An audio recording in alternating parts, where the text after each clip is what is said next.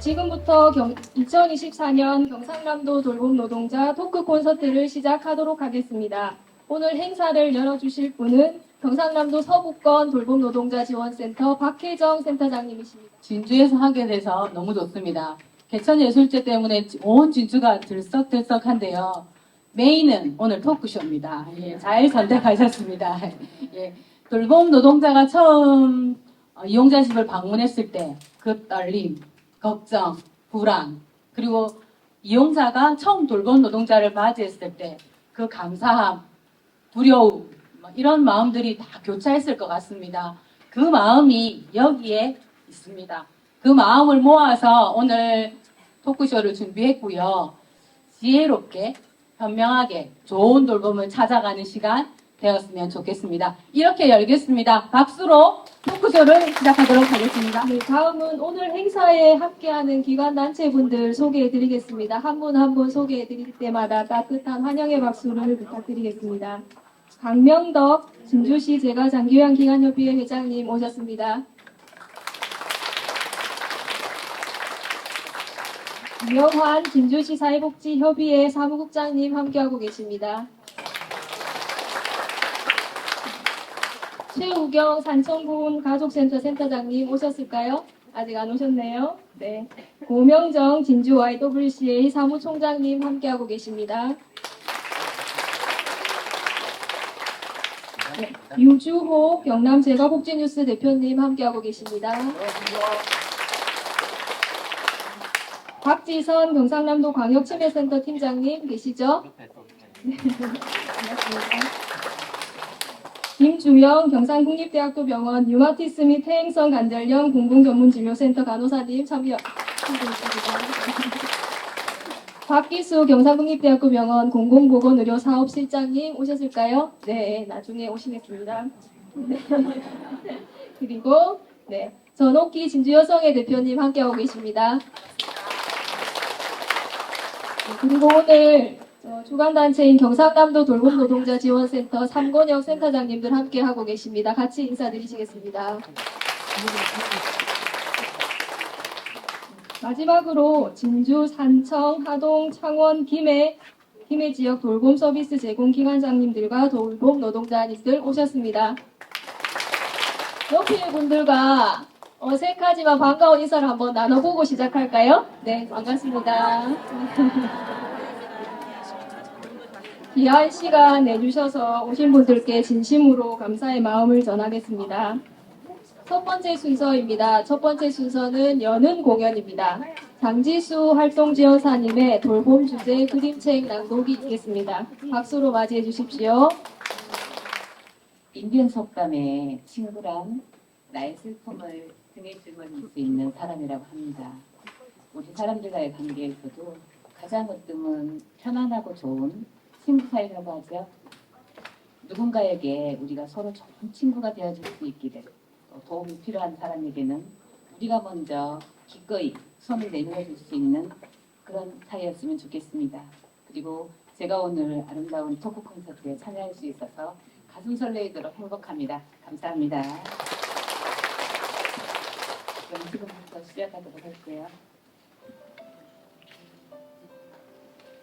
길 아저씨, 손 아저씨, 권정생 글, 김용철 그림. 옛날에 두 아저씨가 있었어요. 윗말 길 아저씨는 두 다리가 불편했어요. 그래서 어릴 때부터 방 안에서 꼼짝 못하고 앉아서만 살았대요. 아주 행복하게요. 우리 모두 다 함께 행복했으면 좋겠습니다. 감사합니다. 감동적인 시간이 되셨지요. 네, 장지수 활동지원사님께 다시 한번 큰 박수 부탁드리겠습니다. 다음은 퍼포먼스 시간입니다. 마음을 맞추는 게 중요한 시간일 텐데요. 손피켓에 함께하면 좋은 돌봄이라고 되어 있죠. 네, 제가 함께하면이라고 말씀드리면 여러분께서 좋은 돌봄이라고 외치시면서 손피켓을 마음을 맞춰서 앞으로 해주시면 사진 찍으실 분들이 예쁘게 찍어주실 것 같습니다. 준비되셨을까요? 네. 함께하면 이어서 다음 순서는 주제 발표 시간이십니다. 국민건강보험공단 이사장을 역임하셨고 현재는 재단법인 돌봄과 미래 이사장으로 계시는 김용익 선생님 모시겠습니다. 지금 소개받은 김용익입니다.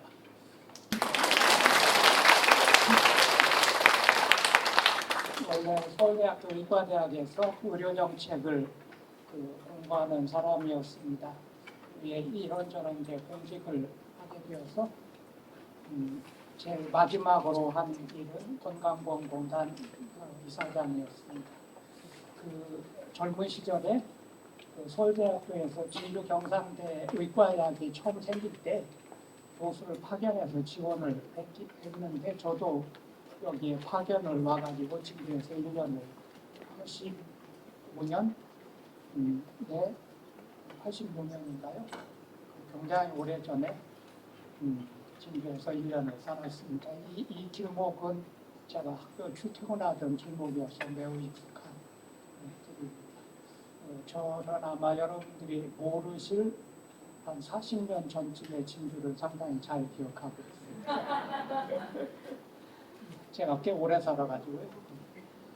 오늘 제가 드릴 말씀은 이제 돌봄에 대해서 아주 짧은 발제를 해주고 그 다음에 여러분들하고 같이 이제 토론을 하자고 이렇게 주문을 하셔서 그래서 짧은 발제문을 준비했습니다. 돌봄이 왜 문제인가를 먼저 보고 어떤 대안, 그 다음에 이 자리에 계시는 이제 돌봄 노동자들 여러 가지 상황 이런 걸 아주 짧게 기본적인 것만 말씀을 드리려고 합니다. 우선 많은 사람들이 얘기하는데 노인이 이제 증가하고 있습니다. 이거는 명백하게 보이는데 금년 이제 내년부터 1,000만 명을 넘어가고 20%를 넘어갑니다. 평균 수명은 엄청 우리나라 사람들이 오래 살아서 OECD에서 무려 3등이나 하고 있습니다. 장애인이 이제 꽤 증가를 하고 있는데 저 장애인은 이제 주로 등록장애인 기준으로 하니까 저 정도인데 저 장애인은 기준 정의에 따라서 꽤 왔다 갔다 하는데 수명이 장애인들이 워낙 수명이 짧은데 전체 인구보다 약 7년이 짧은데 그래도 77세를 삽니다. 이거 굉장히 오래 사는 거예요. 장애인 기준으로 하지 않나? 그런데 여기에 조금 더 들여다보면 이 장애인들의 무려 54%가 65세 이상입니다. 그러니까 저거는 우리 그냥 통상 인구로 보면 납득되지 않는 일반 전체 인구는 20%인데 장애 인구는 50%를 넘고 아까 얘기는 그때 얘기가 어긋나는 게 평균 수명은 일반 인구보다 7살이 짧다고 했잖아요. 그러니까 그대로 하자면 장애인들은 노인이 별로 없어야 되는데 노인이 엄청나게 많습니다. 이건 왜 그러냐면 노인이 된 다음에 신규 장애인이 엄청 많이 발생하기 때문에 그렇습니다. 신규 장애인 중에 제일 압도적으로 제일 많은 것은 청각장애입니다. 여러분들 주위에 귀안들 지식에 드는 거를 많이 경험적으로 보시잖아요. 청각장애는 노인이 된 다음에 엄청 많이 생기거든요.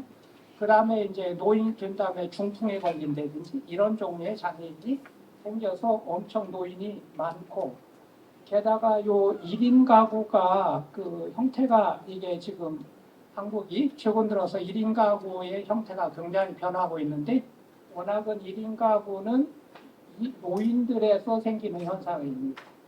이게 무슨 말이냐면 결혼해가지고 둘이 살다가 아이를 많이 낳았다가 그 아이들이 시집장가를 가면 이제 둥지를 다 떠나가고 이제 남는 부부만 살다가 한 명이 죽으면 1인 가구가 되는 게 보통 이 옛날 책에 써 있는 가족주기입니다. 그런데 한국에서는 이게 갑자기 이 결혼을 하지 않게 됐어요. 결혼을 하지 않게 돼가지고 이 젊은 비혼 가구가 늘어나서 1인 가구가 굉장히 늘어났는데 지금 그렇게 결혼을 하지 않은 지가 한 20년쯤 되기 때문에 나이가 이제 연령층이 30대 1인 가구, 40대 1인 가구가 늘어가지고 지금은 거의 1인 가구가 연령별로 평준화 되어버렸습니다. 그런데 이거는 이제 예측을 해보자면 이 근처에 있는 이 비혼 가구들은 처음부터 그 가족이 없기 때문에 앞으로 이분들이 노인이 되면 이 비혼 가구가 노인 비혼 가구 훨씬 더 늘어날 거고, 그리고 저 사람들은 이제 진짜 돌볼 사람이 없는 그런 1인 가구가 많이 생길 거라, 일가 친척도 없는 1인 가구가. 그래서 이제 이 여러 가지 우울한 예측을 하지 않을 수가 없는데, 이 장애인 1인 가구는 비장애인 이 전체 1인 가구보다 거의 10% 정도가 높습니다. 이거는 이제 장애인들의 이 처지가 굉장히 외로운 처지가 지금 많이 있다는 것을 보여주는 그런 그 자료가 되겠습니다. 이거는 전부 그 돌봄의 그 필요성, 돌봄이 필요로 보자면 이게 어마어마한 이 돌봄 필요가 늘어나고 있다 이런 건데, 이거를 그 거꾸로 다시 보자면 이 1,000만 명의 노인 중에 대체로 한 10%에서 15% 정도가 돌봄 필요가 있다 이렇게 얘기를 하는데, 실제로 한국에서 그 돌봄 그 노인 장기 요양보험에 수급을 하게 되는 노인이 약 1,000만 명이 100만 명입니다. 그 다음에 이 장애인들 중에 저 260만 장애인 중에 약 100만 명이 중증 장애입니다. 심한 장애예요. 그러니까 결국은 이 크게 봐서 이 노인층에서 돌봄을 필요하는 인구가 약 100만 명, 장애인층에서 노인을 돌봄을 필요하는 정도의 수준이 지금 제가 올라오는 거 보셨지만 제가 어려서 소아마비를 앓은 데다가 지금 다리가 좀 더 약해져서 목발을 짚고 있는데 저는 사극장애입니다. 옛날식으로. 그러니까 중증장애는 아니죠. 저는 이제 돌봄을 현재로서는 별로 필요로 하지 않습니다. 그런데 3급 정도가 되면 돌봄을 진짜 필요로 하게 되니까 그 인구가 약 100만 명이라는 거죠. 100만에서 한 200만 정도는 이제 돌봄 필요가 상당히 강력하게 있는 사람이고, 이 그룹들 고령장애인은 이중으로 이게 문제가 있으니까, 이중 부담이 있으니까 돌봄 필요는 훨씬 더 강력할 것이다. 이렇게 이제 상상을 해보시면 이제 상황을 좀 이해하는 것이 될 수 있을 것 같습니다. 그런데 이 돌봄을 해주던 우리나라의 그 전통 어느 사회든 다른 전통적인 그런 이 돌봄의 제공 체계는 거의 다 무너져 내렸습니다. 무슨 말이냐면 시족 공동체 대가족 제도로 하던 그런 시스템, 또는 사실은 옛날에는 시족 공동체도 중요했지만 이 지역 공동체가 굉장히 중요했는데, 예를 들어서 저는 1960년대에 시골에서 자랐습니다. 50년대, 60년대. 그런데 제 기억에 우리 어머니가 나를 키우기 위해서 뭔가를 해주신 기억이 별로 없어요. 이게 무슨 말이냐면 밥은 먹었지. 학교가 끝나면 자관 동네를 돌아다니다가 저녁 때 밥 먹으라고 부르면 그때 이제 가서 밥 먹고 숙제하고 자고 이렇게 했다는 거예요. 그런데도 안 죽고 살아있는 거 뭐냐면 동네 아저씨들이 우리가 무슨 방죽에 간다든지 심장로에 나간다든지 그러면 지게작대기 들고 쫓아와가지고 이놈의 자식들 거기 가지 말라고 했기 때문에 안 죽고 살아있는 거예요. 이게 무슨 말이냐면 특히 애들은 아동 돌봄은 거의 방목 수준으로 지역사회가 같이 키우다시피 한 거예요. 그러니까 그 부담은 적어서 그렇다고 해서 옛날 우리 어머니들이 이 가사노동 부담이 적었느냐 천만의 말씀. 농사해야죠, 청소해야죠, 빨래해야죠. 무지무지하게 가사노동은 많고 이 농사노동 그러니까 일 가정의 일의 부담도 굉장히 많긴 했어요. 그러나 보육 부담은 내 기억에 많지는 않았어요. 노인은 별로 없었어요. 왜냐하면 오래 살지 않았습니까? 60년대에 이 인구 구조를 보면 노인이 거의 없어요. 그런데 설사 그 노인에 홀로 사는 독거 노인이 있더라도 그 독거 노인이 굶어 죽지는 않았어요. 동네 누군가가 밥을 갖다 줬거든요. 이게 무슨 말인지 아시겠습니까? 지역사회 공동체가 생각보다 중요했어요. 그래서 그 동네 사람들이 이제 같이 살고 심지어는 우리 동네에 뭐냐면 조현병 지금 말로는 옛날 말로 정신분열증 때문에 막 이렇게 중얼중얼하면서 돌아다니는 여자가 하나 있었어. 근데 우리는 맨날 놀렸지 미치년이라고. 그런데 그 여자가 굶어 죽지는 않았어. 어디선가는 동냥을 해서 먹었거든요. 그런 종류의 이 시스템이 60년대까지 존재하던 그 시스템이 사라졌어요. 왜 사라졌느냐? 이게 도시로 옮겨가고 산업화가 되고 그리고 가족제도는 핵가족화가 되고 이러면서 이제 그 시스템이 사라졌어요. 그런데 이제 지금 진주는 서울보다는 좀 낫지 않을까 싶은데 사실 그 서울이나 이 대도시에서는 뭐 다들 경험하시겠지만 아파트에 살면서 아침에 나갔다 저녁에는 벌집에 드나드는 것처럼 살아요. 우리나라의 도시의 공간 구성이라는 건 도대체 공유 공간이나 소통의 공간이 없거든요. 그러면 어떻게 되냐면 애들을 공동으로 키우는 그런 종류의 이 돌봄 체계가 사라지고 전부 애를 키우는 이 돌봄 노동이 가족 안으로 응집되게 되는 거예요. 그런데 이 성역할은 이 젠더롤은 여성들이 지금 여러분들처럼 집안일도 하고 바깥일도 하고 이렇게 양쪽으로 하게 되는 이중 역할을 하게 됐는데 남자들은 변하지 않아서 안으로 들어가는 역할을 해주지 않아요. 그렇잖아요. 서양에서는 어떻게 사느냐 이렇게 살거든요. 간단히 얘기하자면 이 서양에서나 한국에서나 가사노동 시간은 대체로 4시간이에요. 그런데 한국에서는 어떻게 하느냐 하면 이 두 가지를 여성이 하면서도 가사노동을 여자가 1시간 반, 남자가 30분을 해요. 그런데 이상스러운 거는 그 전업주부의 경우 애도 30분이고요. 그다음에 여자가 일을 하는 이 경우에도 남자는 30분만 일을 해요. 차이가 없어요. 그 전업주부냐 그 일하는 여성이냐에 대해서 남성의 가사노동 시간은 차이가 없어요. 그런데 서구에서는 어떻게 하느냐 하면 일단은 남자들이 퇴근하고 전부 집에 와서 둘이서 같이 저녁 준비를 해서 먹고 그 다음에 남자가 술 마시고 싶으면 그때 이 저녁을 먹고 난 다음에 동네 술집에 가. 한국처럼 직장의 동료하고 술 마시는 일이 없어요. 그게 차이예요.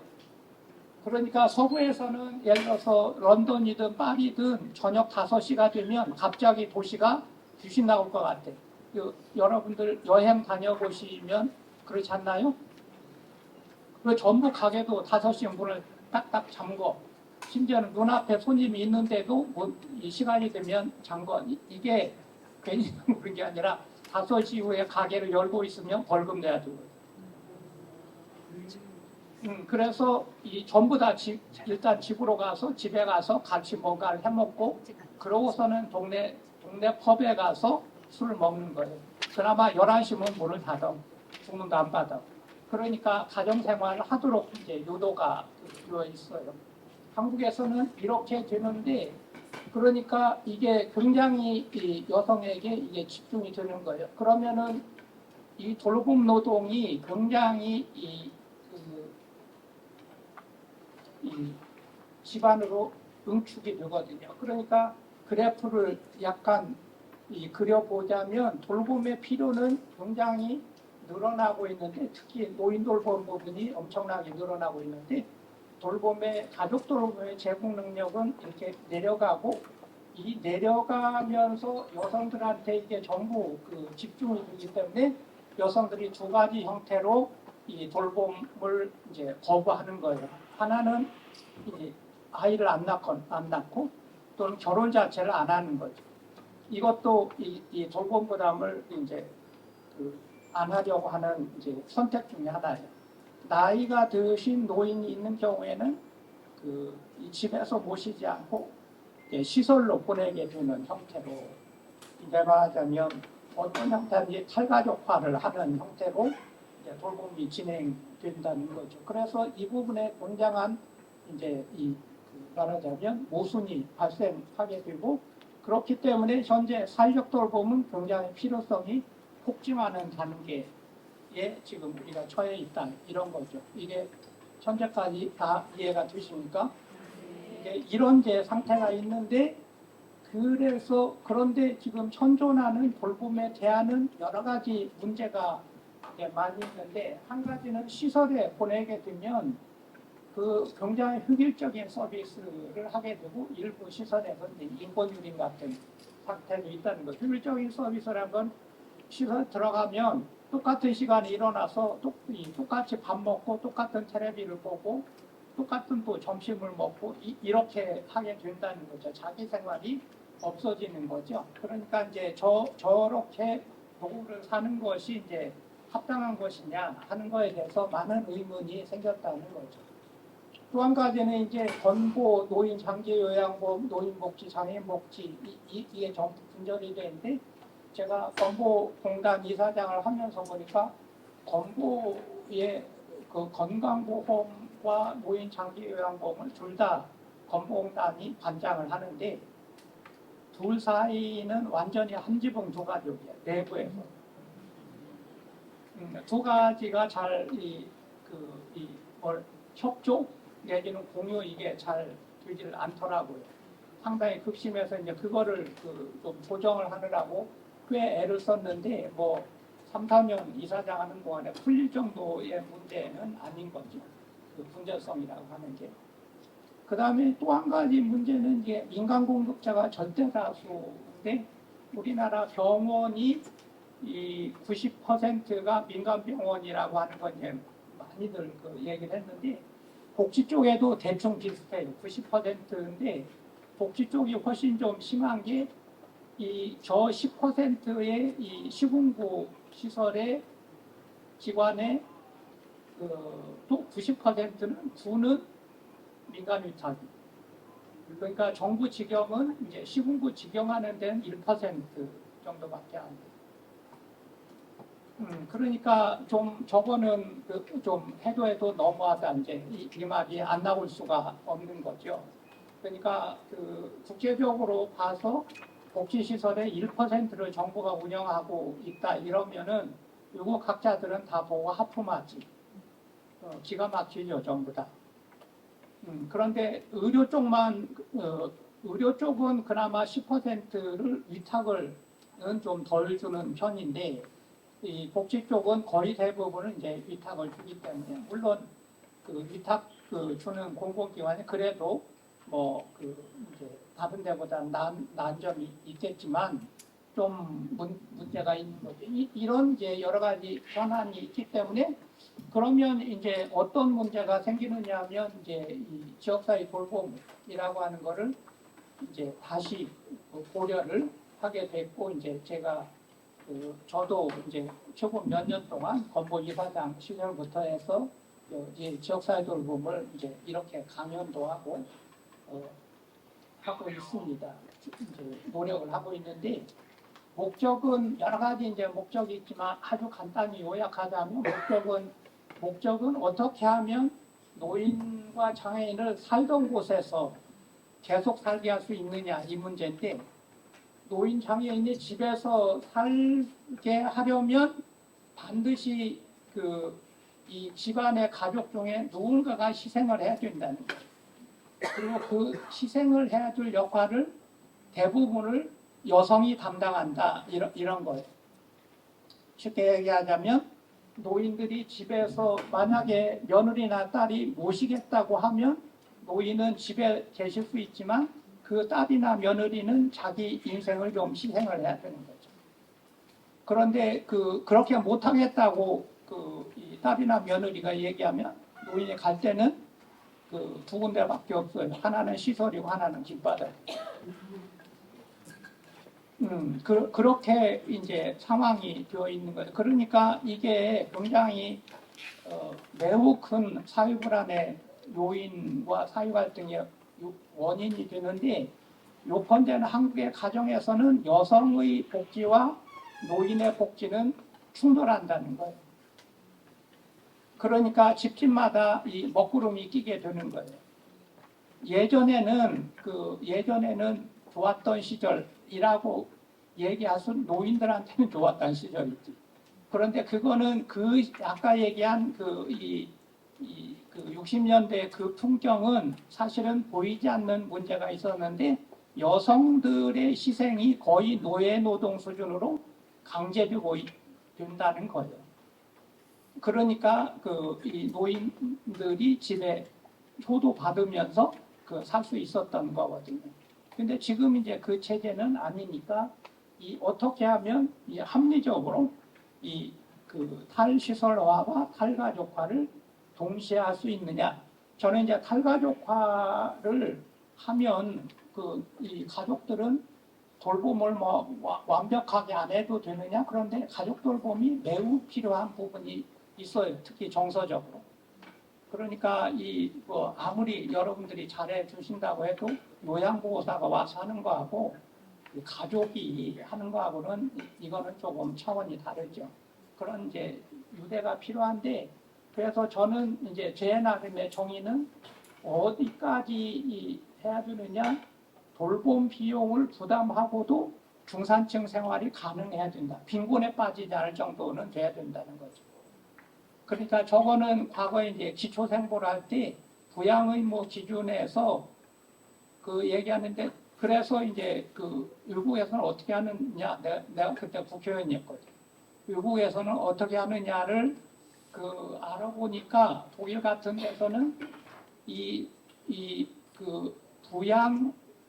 부모를 부양하고도 부모를 모시는 자녀들이 중산층 생활을 유지할 수 있을 만큼만 부담을 시키는 게 원칙이라고. 그렇게 무슨 말인지 알겠죠? 그러니까 부모를 모시는 것 때문에 자식이 저축도 못하고 빈곤에서 헤어나지 못하게 하는 거는 국가가 할 짓이 아니라는 거예요. 왜냐하면 빈곤 부담을 전가하는 것밖에 되지 않기 때문에. 두 번째는 돌봄 노동을 해도 그 딸이나 며느리 또는 아들 등등이 사회경제를 활동을 하는데 별 지장이 없을 정도 수준의 돌봄 부담 정도를 이상을 맡겨서는 안 된다는 거예요. 이거는 가족 구성원들을 노인이나 장애인을 위해서 희생을 시키는 거잖아요. 그러니까 그렇지 않을 정도는 돼야 된다라고 하는 거가 원칙이 돼야지 되겠다고 하는 것입니다. 이게 그러니까 과거에 막 신문을 보면, 예를 들어서 이 다리모스는 아들을 업어서 대학 졸업을 시킨 위대한 어머니 이런 기사가 종종 나잖아요. 근데 저는 그런 종류의 기사를 볼 때마다 이거는 무슨 이 노예 시대도 아니고 이 어머니를 좋게 모성이라고 하는 핑계로 이거를 노예로 쓴 거지 이게 무슨 자랑거리인가? 그렇게 하면 안 되죠. 장애인들이 대학 졸업을 할 수 있을 만큼을 사회적 이 돌봄으로 하고, 어머니는 어머니의 생활을 하고, 이 자식은 다리가 불편하더라도 대학을 다닐 수 있게끔 하는 게 그 문명적 사회의 제도지. 뭐 어머니가 뭐 희생을 했다고 해서 뭐그 갸륵한 어머니 뭐 이런 식으로 얘기를 하는 거는 전혀 그 맞지 않는 생각이다. 이런 겁니다. 이거는 굉장히 중요한 개념인데 이해가 되셨으면 좋겠습니다. 그리고 이제 그래서 지금 상황은 어떠냐 그러면 원래 이 돌봄은 이 노인 돌봄이 별로 중요하지 않았어요. 그리고 돌봄이 부담스럽기는 장애인 돌봄이 사실은 했어요. 지금 시작 조금 전에 그 책 읽어주신 내용에도 그게 마침 나왔잖아요. 그러니까 그 가족 돌봄이 굉장히 부담스러웠던 거예요. 첫째 그 다리 못 쓰시는 하지 장애가 있으신 분, 손 아저씨였나? 길 아저씨 하고 이제 두 번째 시각장애인 손 아저씨 이제 두 분이 이 말하자면 부모 가족 돌봄을 바탕으로 살다가 이게 안 되니까 죽을 뻔했는데 뭐 이 상부삼조 해가지고 살게 됐다 뭐 이런 스토리잖아요. 그러니까 그런 상황인데 그러니까 장애인 돌봄은 저게 가족화가 돼요. 중증 장애는 가족화가 심하죠. 경우에 따라서 매우 심해요. 그래서 발달장애 같은 거 또는 다운증후 같은 그런 경우에는 이게 매우 이제 문제가 생기는데 정신장애가 있는 경우 이제 문제가 생기는데 저게 시설화로 들어가서 어떤 경우는 어려서부터 장애인을 맡겨서 그냥 평생을 못 나오고 시설에 있는 경우가 있어요. 네, 제일 대표적인 게 다운증후군이에요. 그래서 한국에 지금 장기 시설 수용된 그런 시설 장애인의 한 70% 정도는 다운증후군 발달 장애예요. 그런데 이제 그렇게 지금 이제 교인 있고 그러다가 노인들이 이제 생기기 시작하니까 처음에는 그 노인의 부담이 별로 없다가 노인이 점점 늘어나고 여성들은 이제 일을 하기 시작하고 가족 구조 변하고 이렇게 되니까 노인 돌봄이 문제가 생긴 거죠. 그러니까 그 노인이 일정한 이제 가족화 수준이 일정하게 올라가면 그때는 이제 여러 가지 그 모색을 하게 되는데 대개 책임을 혼자서 질 수 없으니까 가족 교육을 해요. 책임을 나눠지기 위해서. 그래가지고 이제 시설에 보내자 이러면 보내드릴 수밖에 없다 이렇게 결정을 하게 되는데 그때 그런 경우에 그 사람들이 다 안다는 거죠.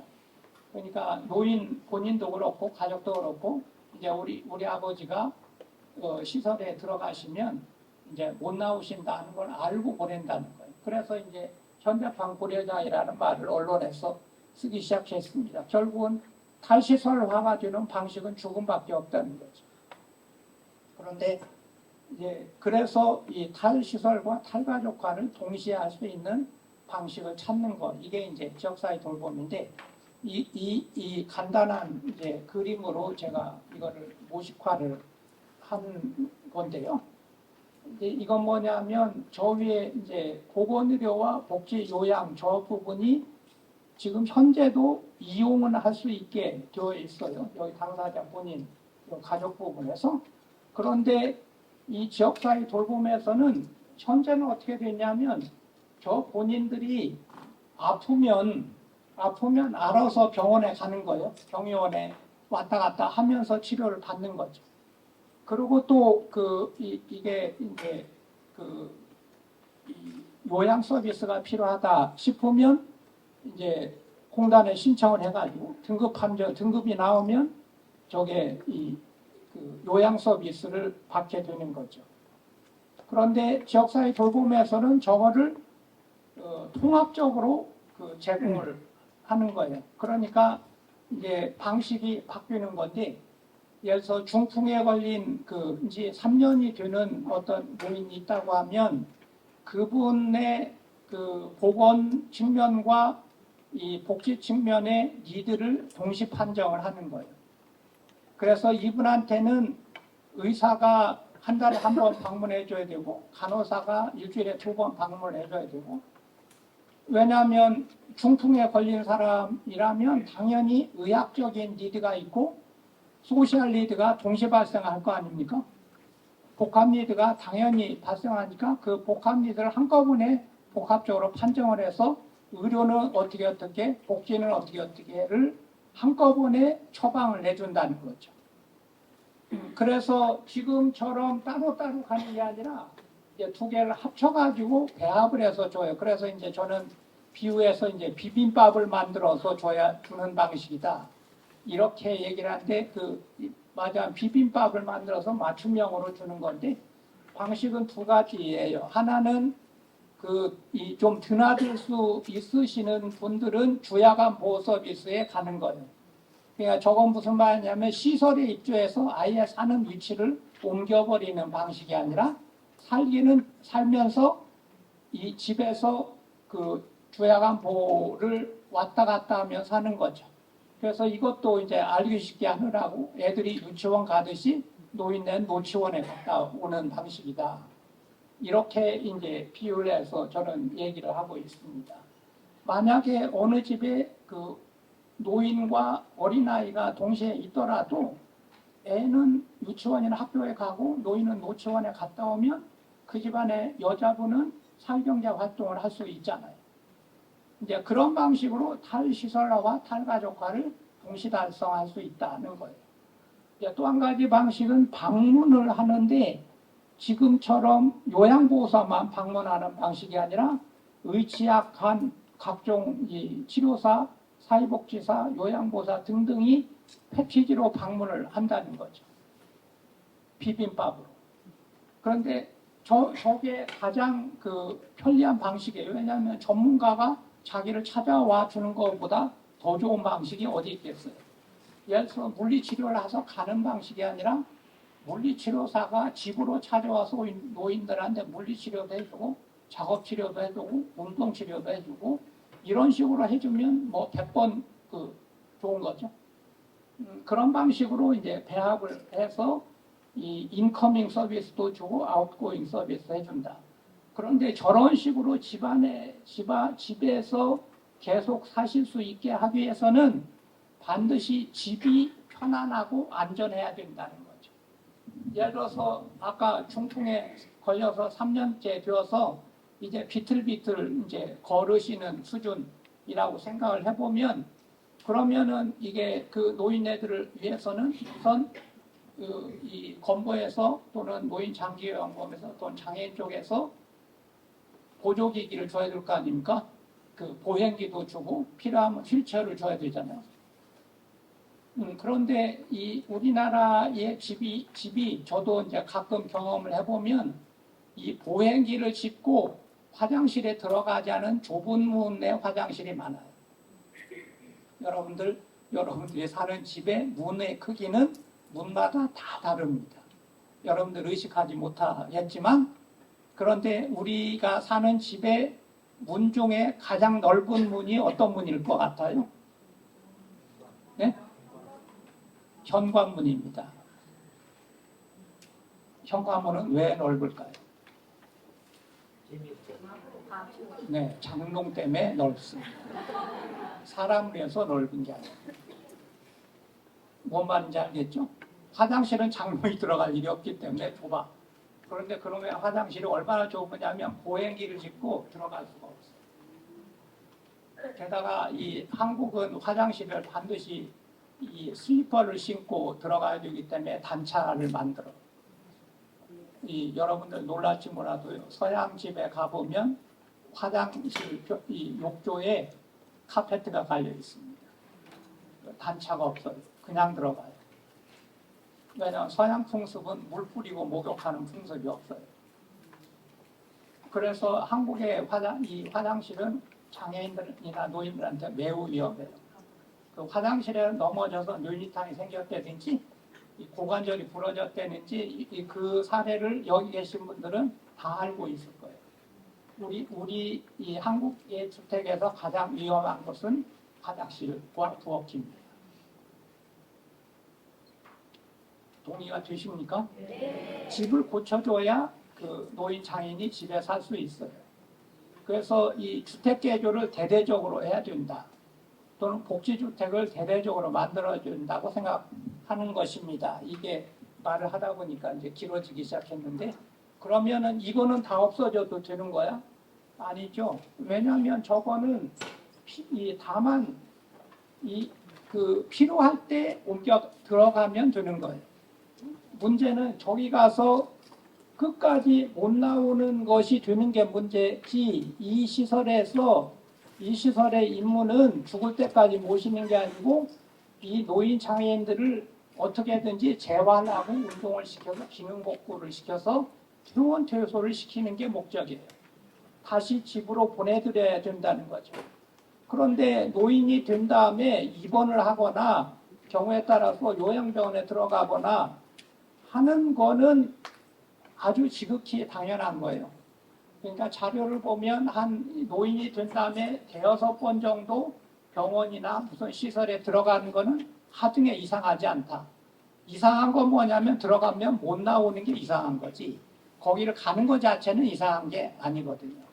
그래서 이거를 이제 순환적 돌봄이라고 해서, 그래서 이것도 변화를 해가지고 여기서 주로 살다가 필요하면 여기로 들어갔다가 다시 지역사회로 복귀해서 집으로 복귀해서 살게끔 하는 것이 이제 지역사회 돌봄 체계 구성의 이제 방식이다. 저는 이렇게 정리를 하면 쉽게 이해를 합니다. 그래서 방문 서비스, 주화관 보호 서비스를 대대적으로 확충을 해야 되고, 저거를 좀 다양하게 질적 보장이 되고, 얼마나 늘려야 되느냐 그러면 제가 대충 계산을 해보니까 한 5만 개쯤 돼야 돼요. 조양한 보호센터가. 지금 여러분들이 다 약간 그렇게 많이 라고 생각하시겠지만, 제가 이 노무현 정부 때 이제 미래사회위원장이라는 걸 했는데, 지금의 저출산 고령사위원장에 처음 한 건데요. 그때 이 어린이집을 늘리는 프로그램을 시작을 했어요. 그때 몇 개쯤 있었느냐 그러면 몇 천 개, 한 3, 4천 개 있었어, 어린이집 유치원이. 지금 몇 개냐 그러면 5만 개가 있어요. 20년 동안에 5만 개가. 그러니까 여러분들 생각해보세요. 애들이 가는 유치원 어린이집과 노인이 가는 데이케어 센터는 거의 동수가 되는 게 맞는 거 아닌가요? 그렇게 해야 된다는 거예요. 그러니까 획기적인 발상의 전환을 해야 된다는 거예요. 집집마다 이 진주나 뭐 창원이나 뭐 등등의 아파트에서 강원도 영월의 산골까지 방문 요원들이 바글바글하고 개미처럼 이 집집마다 찾아다니면서 방문을 하게끔 하려면 한 50만 명쯤, 사자 돌리면 한 50만 명쯤, 일반 노동인구 그쪽까지 하면 한 100만 명쯤 필요할 것 같아요. 지금 여러분들 생각에는 엄청나다고 생각을 하겠지만, 이 자료를 분석을 해보면 서구보다 한국이 사회 서비스 일자리가 부족한 게 몇 개쯤 되느냐 그러면 최소 100만 개에서 많으면 200만 개의 사회 서비스 일자리가 부족해요. 그런데 서구와 한국의 사회 서비스 일자리의 격차가 주로 어디서 발생하느냐? 돌봄에서 발생하는 거거든요. 그러니까 제가 생각하기에 앞으로 우리나라의 돌봄 체계를 구성하기 위해서 이 돌봄 서비스 일자리가 100만 개쯤 필요하다고 하는 거는 여러분들이 생각하면 엄청나겠지만, 이 비교를 해보면 그 숫자가 맞다는 것을 쉽게 알 수 있어요. 그러니까 그런 생각의 발상에 이제 전환을 해야 된다.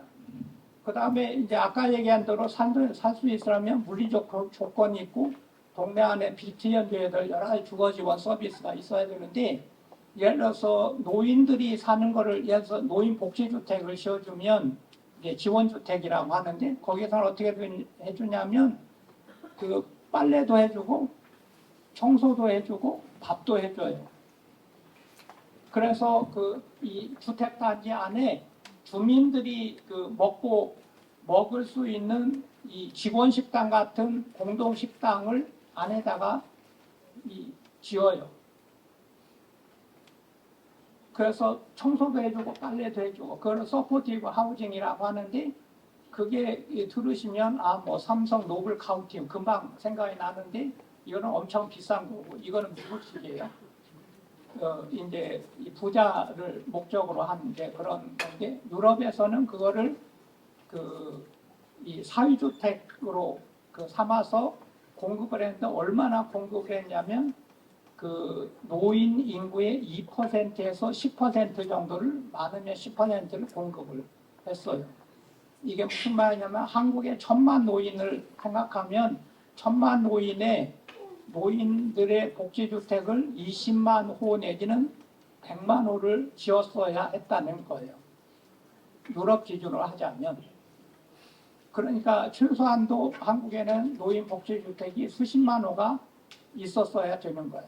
그래서 그거를 중산층도 이 자리에 앉아 계시는 여러분들도 부모님을 말하자면 노인용의 임대주택에 집어넣을 수 있을 정도의 가격으로 공급을 해주는 게 정상적으로 하는 방식이라는 거예요. 한국에서 그거를 안 하고 있으니까 이게 이상해 보이는 거지.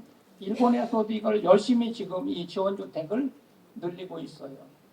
그런 식으로 해야 되는데 세 번째로 이게 농촌에 예전에 이제 여러분들은 기억이 없으실지 모르는데 나는 기억이 나는데 시골 동네라고 하는 거는 생각보다 엄청난 소통이 있었어.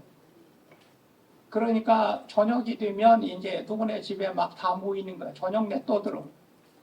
그리고 뭘 하려면 다 모여서 예를 들어서 이 가만히 짠다든지 아까 동화에도 나왔는데 새끼줄 꼬는 거 다 모여서 했죠. 혼자 한 게 아니야. 그런 식으로 이게 소통이 됐는데 지금은 소통의 공간이 없어졌어.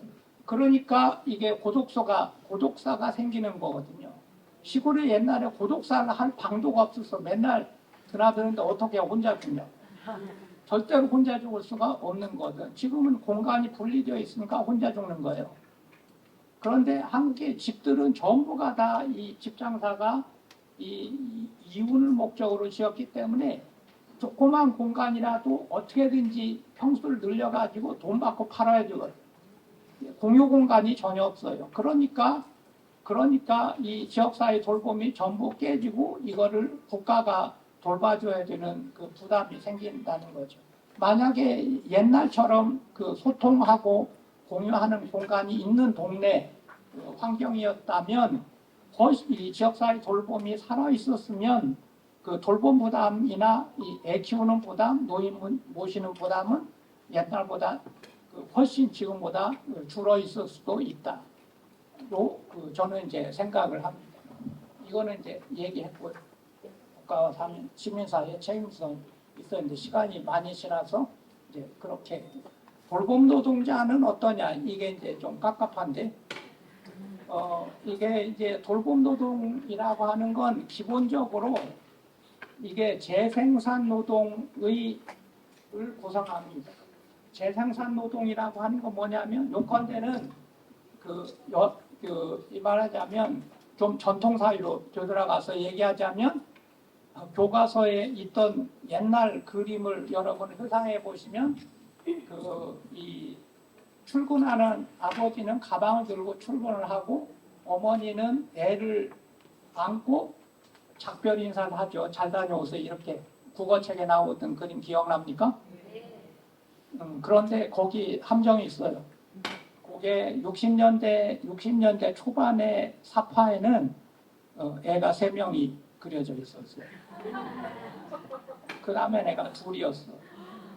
그 다음에는 하나였어, 애가. 그런데 이 어머니가 애를 안고 다녀오세요 하는 요거는 변하지 않았어. 그런데 이 밑에 요 자료를 요 부분을 보시면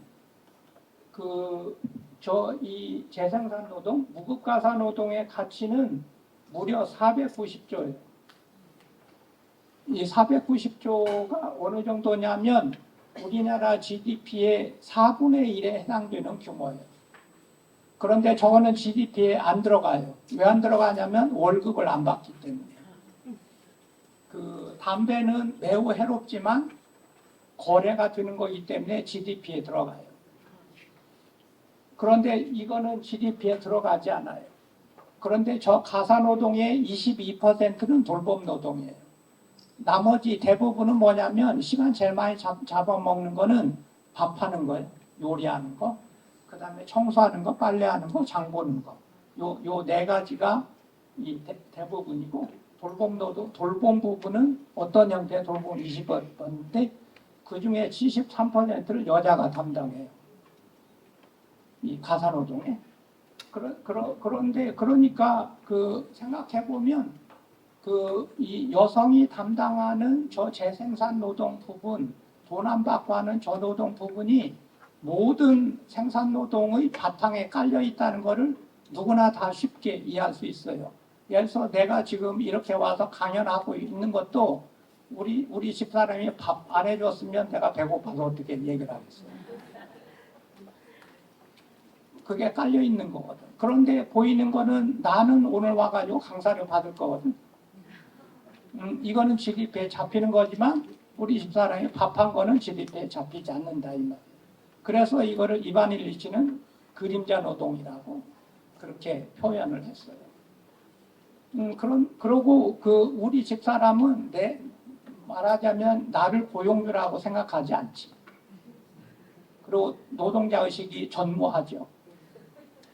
여러분들은 집에서 노동하는 분들일 텐데 가사노동 하시는데 노동자 그 부분에 대한 노동자 의식이 있나요? 전혀 없죠. 그런데 그거를 은연중에 이게 부담스럽고 착취당하는 거를 젊은 여성들은 느끼기 시작했어요. 그러니까 결혼 안 하는 거예요. 뭔 말인지 아시겠어요? 이해가 금방 되시잖아요. 이제 그런 이제 상황이라는 거예요. 그런데 저 유급가사 노동도 여러분들이 지금 유급가사 노동을 하는 사람들인데 그런 사람들도 전부 그 대부분 여성이 담당해요. 남자가 많지 않죠. 그리고 이제 저거는 요양보호사, 활동지원사, 병원의 간병인 등등으로 이제 나누어져 있는데 이 한국적 현상으로 이제 낮은 수가와 많은 제약이 있어요. 그리고 아까 얘기한 대로 대부분이 민간 업체예요. 그러면은 저것 때문에 그 노동 조건이 좋아질 수가 없죠.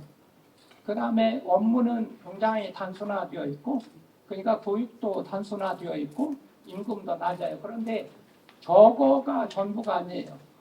저게 그 세계적인 현상으로 보편적으로 이 재생산 노동은 뭐 심지어는 스웨덴 같이 그 소위 복지국가라고 하는데도 저평가되어 있어요.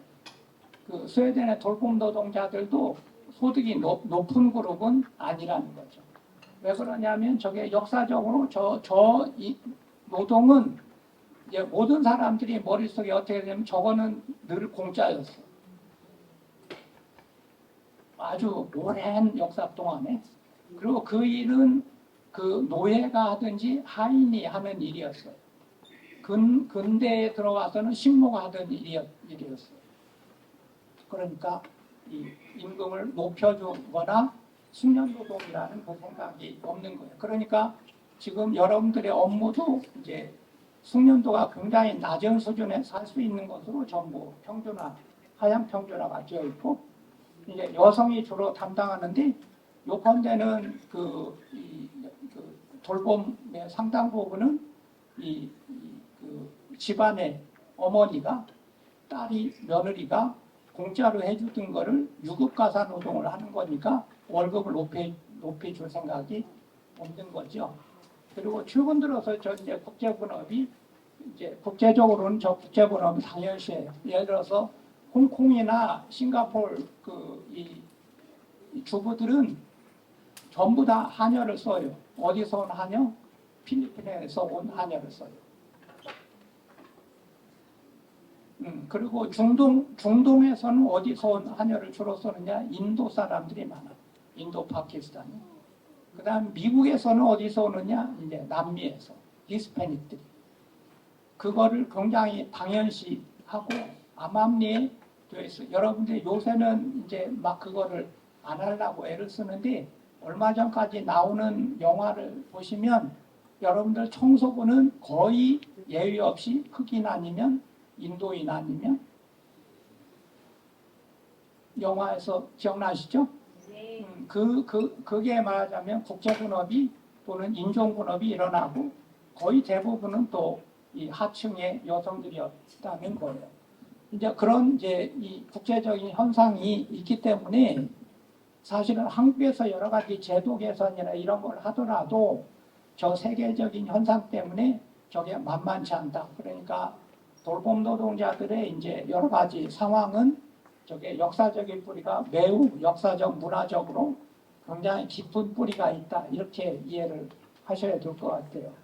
그런데 저는 이제 오늘 토론에서 얘기가 좀 많이 나오기를 바라지만 돌봄이 지금 전신하는 그 상황이 있기 때문에 저런 그 요양보호사, 활동지원사 등등을 재구성을 하고 서비스도 재구성을 좀 해봐야 돼요. 자세한 얘기는 이따 하기도 하고 그래서 서비스 교육 임금체계를 재구성하고 그러려면 이제 수가도 재설정하고 활동의 전문성을 좀 높이고 하고 또 난이도를 좀 반영을 해줘야 되는데 예를 들어서 다들 경험하셨겠지만 치매가 있는 노인과 치매가 없는 노인은 현저히 난이도가 다르죠. 네.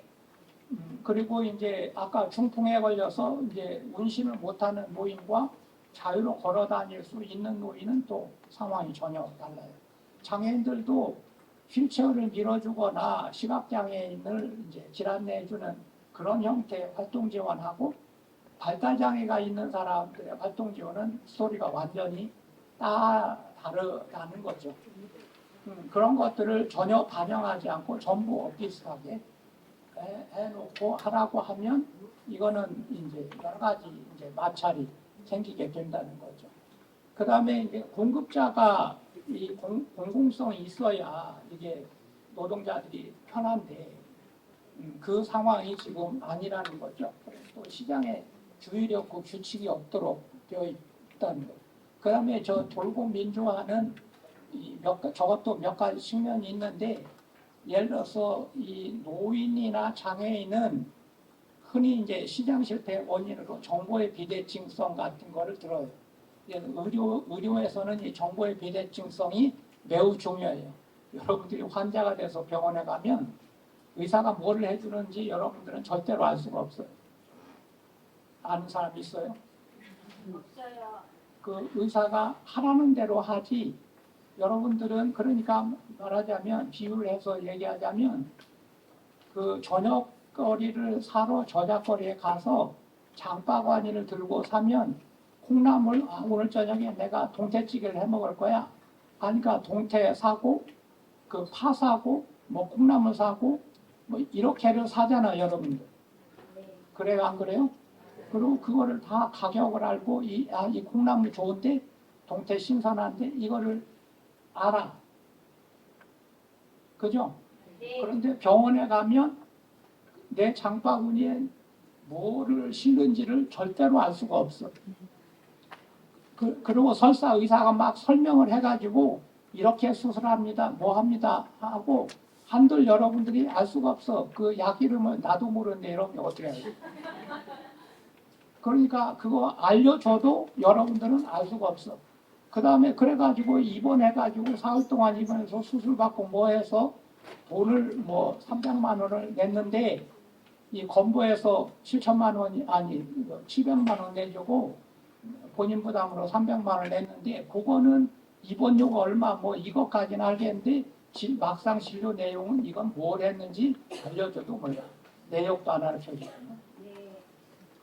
정보의 비대칭성이 극심하죠.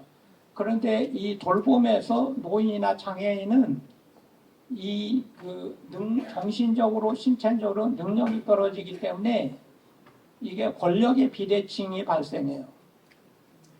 그러니까 예를 들어서 시설에 들어갔는데 병원에 들어가면 노인들이 간병인한테 꼼짝할 수가 없어요. 그 예를 들어서 유치원에서 그 아동학대가 왜 생기느냐면 아동들은 이게 발달이 덜 돼 있기 때문에 당연히 권력이 약하고 선생님들은 권력이 매우 강해요. 이 정보의 비대칭성을 넘어서는 문제가 있다는 거예요. 그러니까 이제 말하자면 소비자 보호를 강력하게 집어넣어야 될 이유가 돼요. 그런데 이렇게 하면은 이렇게 되는 상황에서 반대로 거꾸로 노동자들이 받는 피해가 생길 수 있어요. 이게 관공서에서 친절해라 하니까 엄청나게 친절해서 노력을 엄청나게 하는데 그러니까 완전히 진상 고객이 생긴 거야. 그냥 전화해가지고 그 콜센터에 욕하고 그러죠. 그런 사람이 생겨요. 그러니까 감정 노동자들이 엄청 힘든 세상이 됐어요. 그러니까 이 돌봄의 노동자들도 역학관계가 굉장히 복잡해. 그런데 제일 좋은 방식은 이 소비자나 이 돌봄의 공급자가 수준이 둘 다 높아져서 이게 네고시에이션이나 합리적으로 말하자면 그걸 민주화라고 표현을 하는 거죠. 그리고 이제 직종관도 그 과거 이제 이 한국 의사들이 워낙 세고 솔직히 말해서 이거 녹화하는 거야. 그런 거 많이 말 좀 조심해야 돼. 지금 이제 녹화할 뻔했어. 근데 그런데 자관 힘들어. 그러니까 이게 말하자면 요거를 직종간 이제 프로페셔널 도미넌스라고 하는데 이 도미넌스가 어마어마하게 센 거예요. 그러니까 지배 구조가 센 거죠. 그래서 이제 힘들어요. 그러니까 이제 근데 한국의 직종들은 사이좋은 직종이 하나도 없어요. 의사하고 간호사 싸워, 간호사하고 간호조무사 싸워. 그다음에 간호사하고 의료기사들 싸워. 사회복지 쪽에서도 이게 사회복지사하고 요양보호사가 별로 친하지도 않아. 사회복지사 안에서도 시설에 있는 복지사, 제가 있는 복지사는 서로 사이가 안 좋아. 게다가 이 의료 쪽하고 복지 쪽은 서로 땅 뺏기가 심해.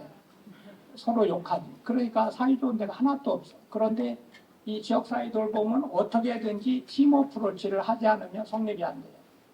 그러니까 굉장히 힘들다 이런 거예요. 아마 시간이 많이 지나서 이제 이게 아마 끝일 것 같은데요. 네. 감사합니다. 이제 발표해주신 김용임 사장님 감사합니다. 패널과의 대화 시간 전에 경품 추첨 한번 할까요? 네. 갖고 계신 행운권을 잘 챙겨봐 주십시오. 네, 축하드립니다. 네. 세 번째 꼽아주시면 되겠습니다. 26번. 네. 네, 안 되신데 손. 예, 마지막 15분. 그럼 본격적인 토론을 위해서 자장이신 염동문 교수님께 진행을 부탁드리겠습니다. 네, 반갑습니다. 박수 안 칩니까? 너무 당황스러워요. 네. 누가 박수를 가장 많이 받았는지 봤어요. 네. 오늘 이제 이사장님 어떤 발제를 들으면서 오늘 뒤에 토크 콘서트를 안 해도 되겠다. 그 전문적인 용어를 사용 안 하시면서도 현상에 대해서 쉽고 알아듣기 쉽게 잘 말씀을 해주시는 것 같아서 조금 이대로 갔으면 좋겠다는 생각을 들었어요. 근데 아쉽게 또 이제 중간에 강의를 마치시고 하시는데 저희들 정해진 시간이 사실은 좀 천천히 설명을 하셨기 때문에 조금 이제 초과가 되었어요. 그래서 패널분들을 구체적인 질문을 좀 드리기는 그렇고 몇 가지 사전에 저희들이 시나리오가 있었거든요.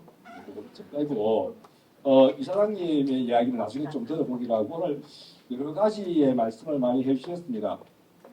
필요성 얘기해 주셨고 그 다음에 이 필요성에 따라서 얼마나 이게 지금 중요한지 이렇게 하면서 돌봄 노동의 저평가에 대한 전반적인 이야기를 좀 짚어주셨거든요.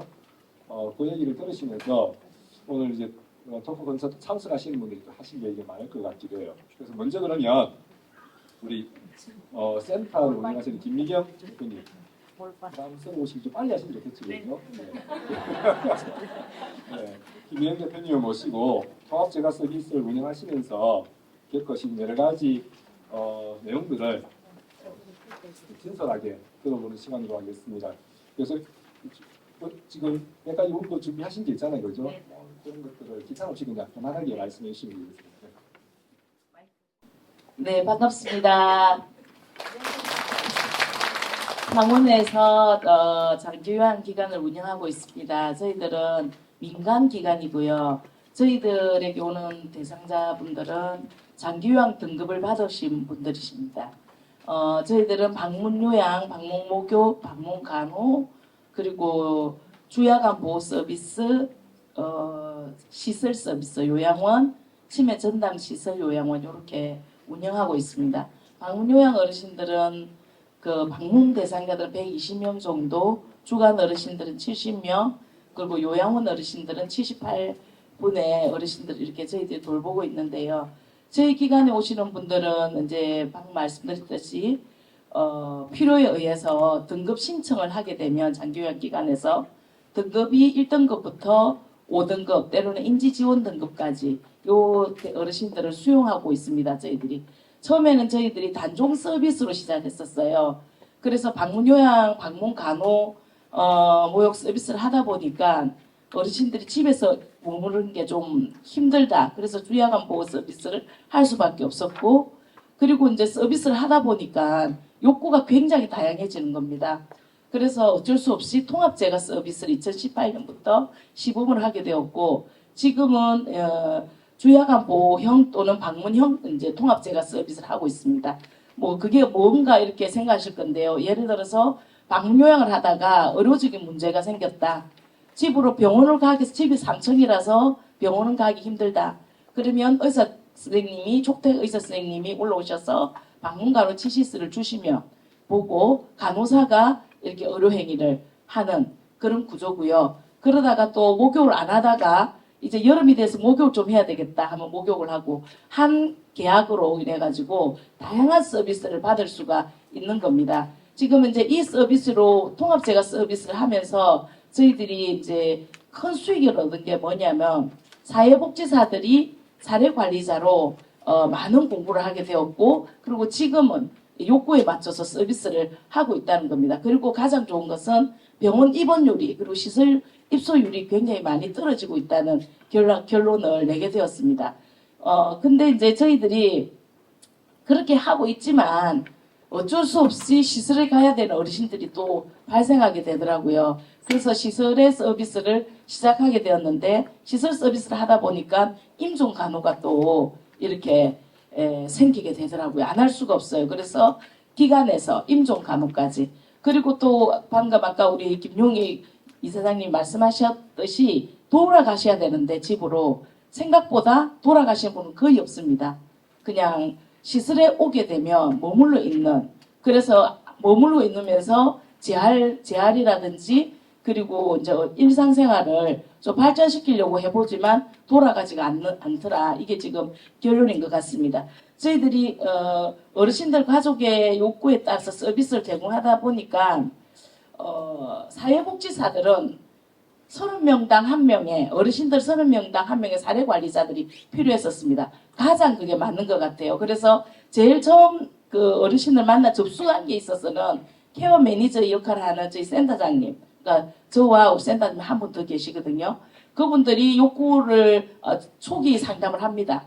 그래서 접수를 해보고 그 욕구에 따라서 어르신들이 다양한 욕구가 나오게 됩니다. 그래서 때때로는 방문형, 때로는 주간형, 때로는 시설형으로 이렇게 서비스를 이렇게 하게 되는데, 그러면은 그 접수 단계에서 케어 매니저 역할하는 사람이 서비스가 정해주고, 그 다음에 담당 사회복지사가 요양 쪽, 주간 쪽, 시설 쪽 이렇게 담당 사회복지사가 또 일을 하게 됩니다. 그리고 나서 서비스 계획은 이 사회복지사가 그리고 간호사와 함께 서비스 계획을 잡게 되는 거죠. 서비스 계획을 잡아서 이제 요양보호사와 함께 그리고 작업치료사, 물리치료사 함께 서비스 수행을 합니다. 그렇게 중간에 또 모니터링을 합니다. 이렇게 하다 보니까 서비스가 이제 굉장히 만족도가 굉장히 높아졌고 아까 말씀드렸듯이 시설이나 병원에 들어가는 율이 많이 작아져요. 근데 문제가 어떤 문제들이 발생하냐면 어르신들을 서비스 하다 보니까 하면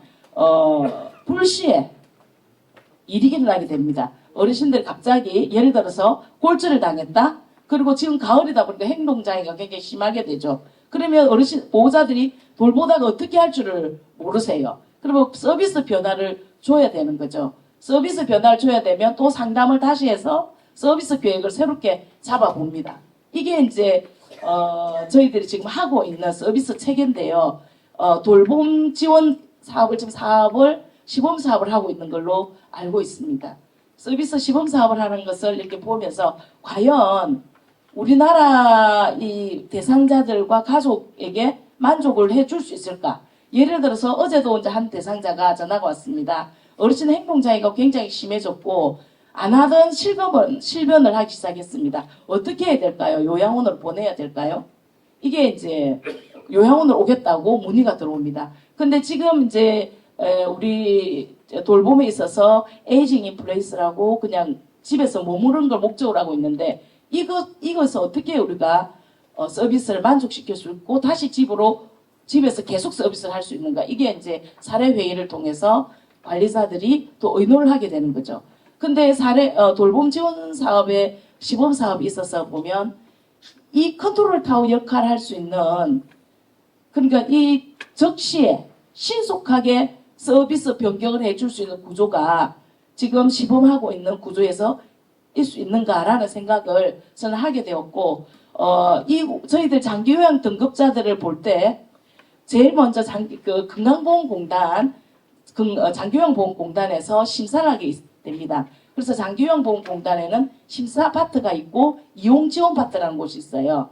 그래서 대상자를 등급을 내주면 등급이 있으면 이 등급자들에게 이분들이 또 개인별 장기요양 이용 계획서라는 계획서를 주게 되고 이것을 바탕으로 해서 대상자들은 장기요양 기관을 찾으러 갑니다. 그렇게 얘기를 하면 되는데 등급 외자 같은 경우는 이분들을 돌봐줄 때 맞돌이라든지 그리고 만성질환 관리라든지 등등의 사업들이 있었는데 저는 개인적으로 그렇게 생각합니다.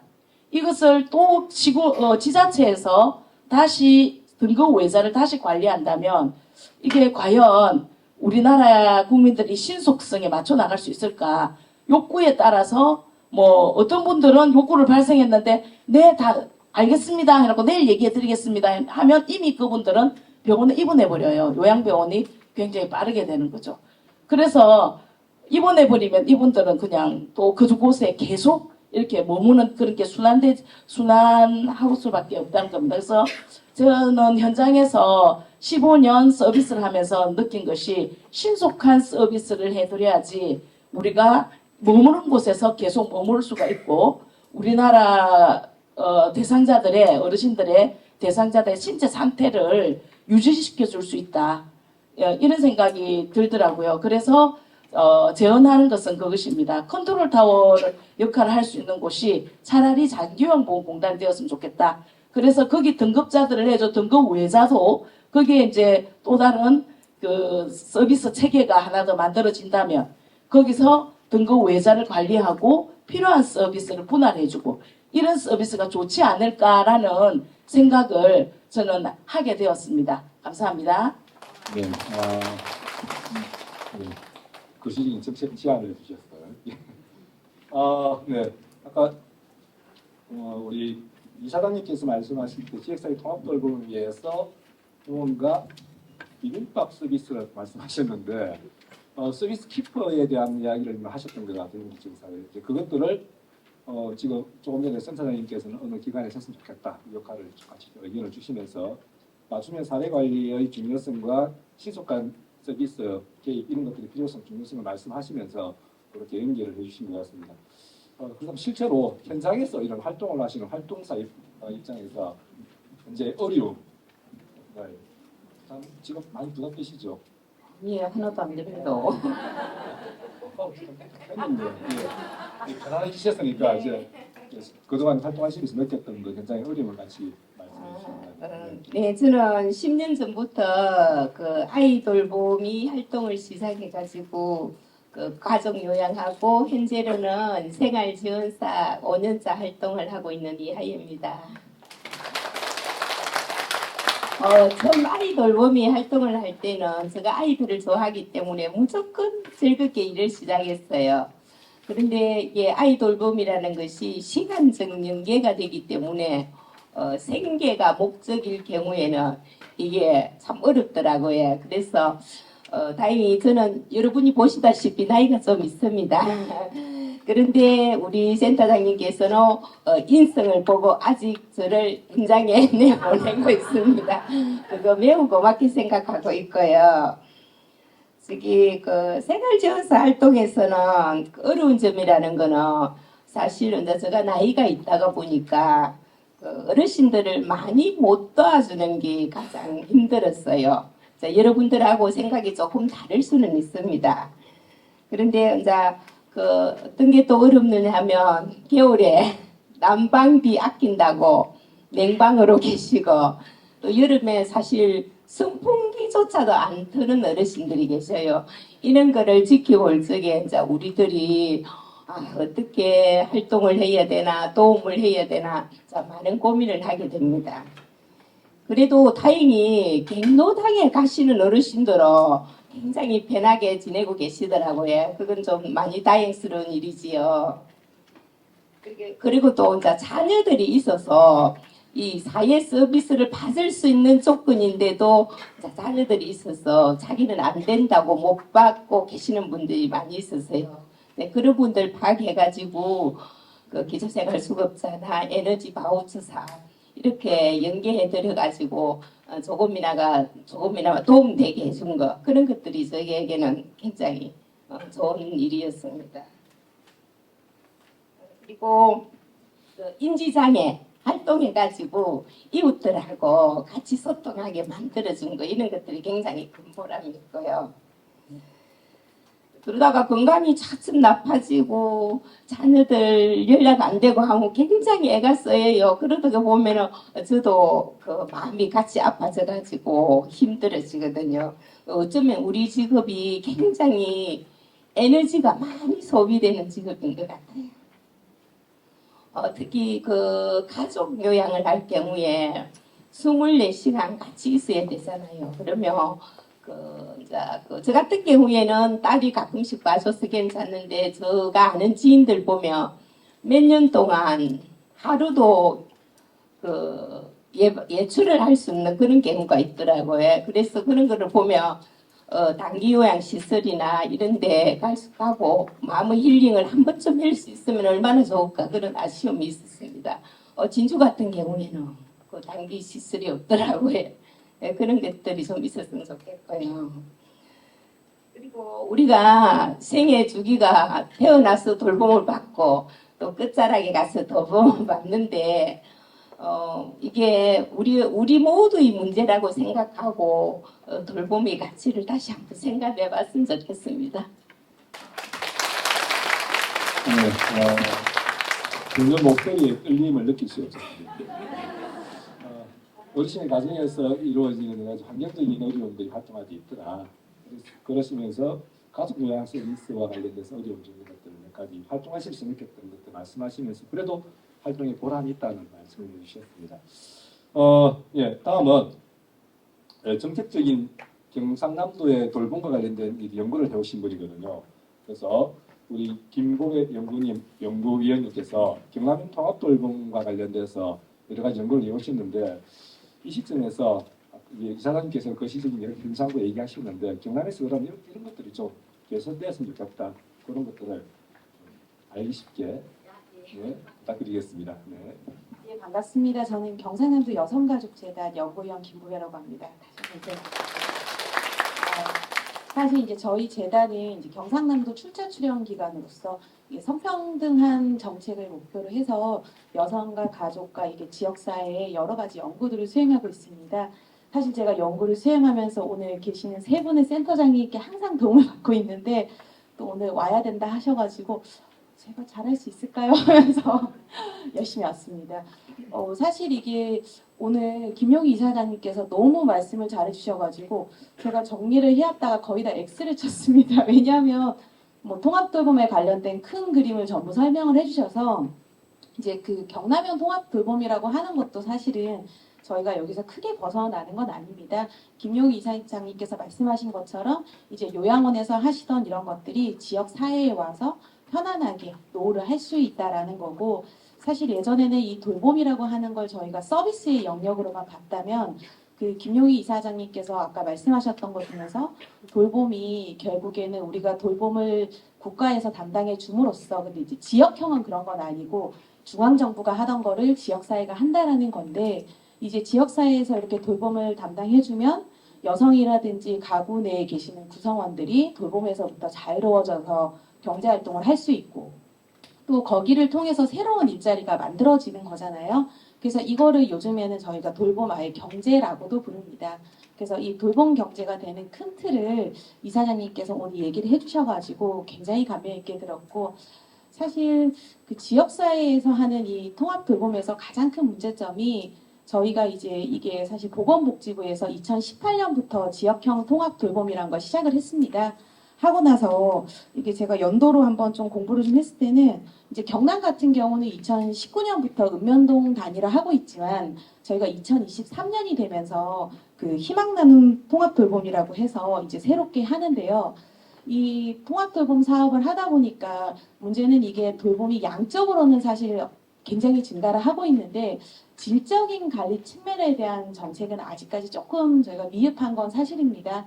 그리고 이 통합돌봄 체계가 아시다시피 노인 돌봄에 좀 초점을 맞추어지고 만들어지다 보니까 이게 돌봄이라고 하는 게 다양한 영역이 있는데 그 영역들을 모두 수용하기에는 아직까지는 좀 제도적 보완이 필요하다라는 부분이 있고, 이게 김해 같은 경우는 최근에 이제 좋은 우수 사례가 됐던 게 그 찾아가는 저희가 이제 통합보건복지팀이라는 게 만들어져 있거든요. 그래서 그 시범사업이 굉장히 성공적이었는데 이 성공이 된 이유 중 하나가 거기에 간호사분이 배치가 되어 있으세요. 그래서 이게 사회복지사나 요양보호사 외에도 간호사 선생님이 계시다 보니까 좀 성공적이다라고 하다 보니 이게 의료 인력에 대해서는 사실 통합돌봄이 관심을 가지지만 그 외에 이제 지역사회에서 활동하시는 분들을 양성해야 된다라 얘기를 하지만 좀 이런 서비스를 어떻게 양성할지에 대해서는 앞으로 저희도 연구를 하면서 좀 더 체계를 잡아가야 되고, 그 김용희 이사장님께서 하셨던 말씀 중에 그 노인들이 살 수 있는 이 같이 공유하고 하는 주거형을 말씀하셨잖아요. 현재 거창이 그걸 하고 있습니다. 그래서 거창군에서도 노인들이 좀 모여가지고 함께 좀 편안하게 살고 삶을 함께 할 수 있는 걸 하고 있는데, 그럼 이제 이 안에서 돌봄 노동자분들은 과연 어떻게 될 것인가. 사실 저는 제가 전공이 경제학이기 때문에 제가 연구했던 분야는 주로 노동자에 대한 연구들을 저는 주로 했었는데, 그 돌봄 노동자 분들이 사실 이 통합 돌봄하고 관계없이 굉장히 저희가 취약하다라는 말을 항상 하세요. 그게 연구를 할 때는 취약성을 주로 4개를 가지고 판단을 하거든요. 첫 번째는 이 노동자가 이 행위를 통해서 생계를 유지할 수 있는가. 생계는 고용 안정하고 저임금의 문제랑 직결이 되어 있고요. 두 번째는 이 노동자가 건강권을 유지할 수 있는가를 봅니다. 그럼 이 건강권과 직결된 거는 휴게 시간하고 휴게 시설의 문제를 저희가 보고, 세 번째는 사회 안전망으로부터 보호를 받을 수 있는가.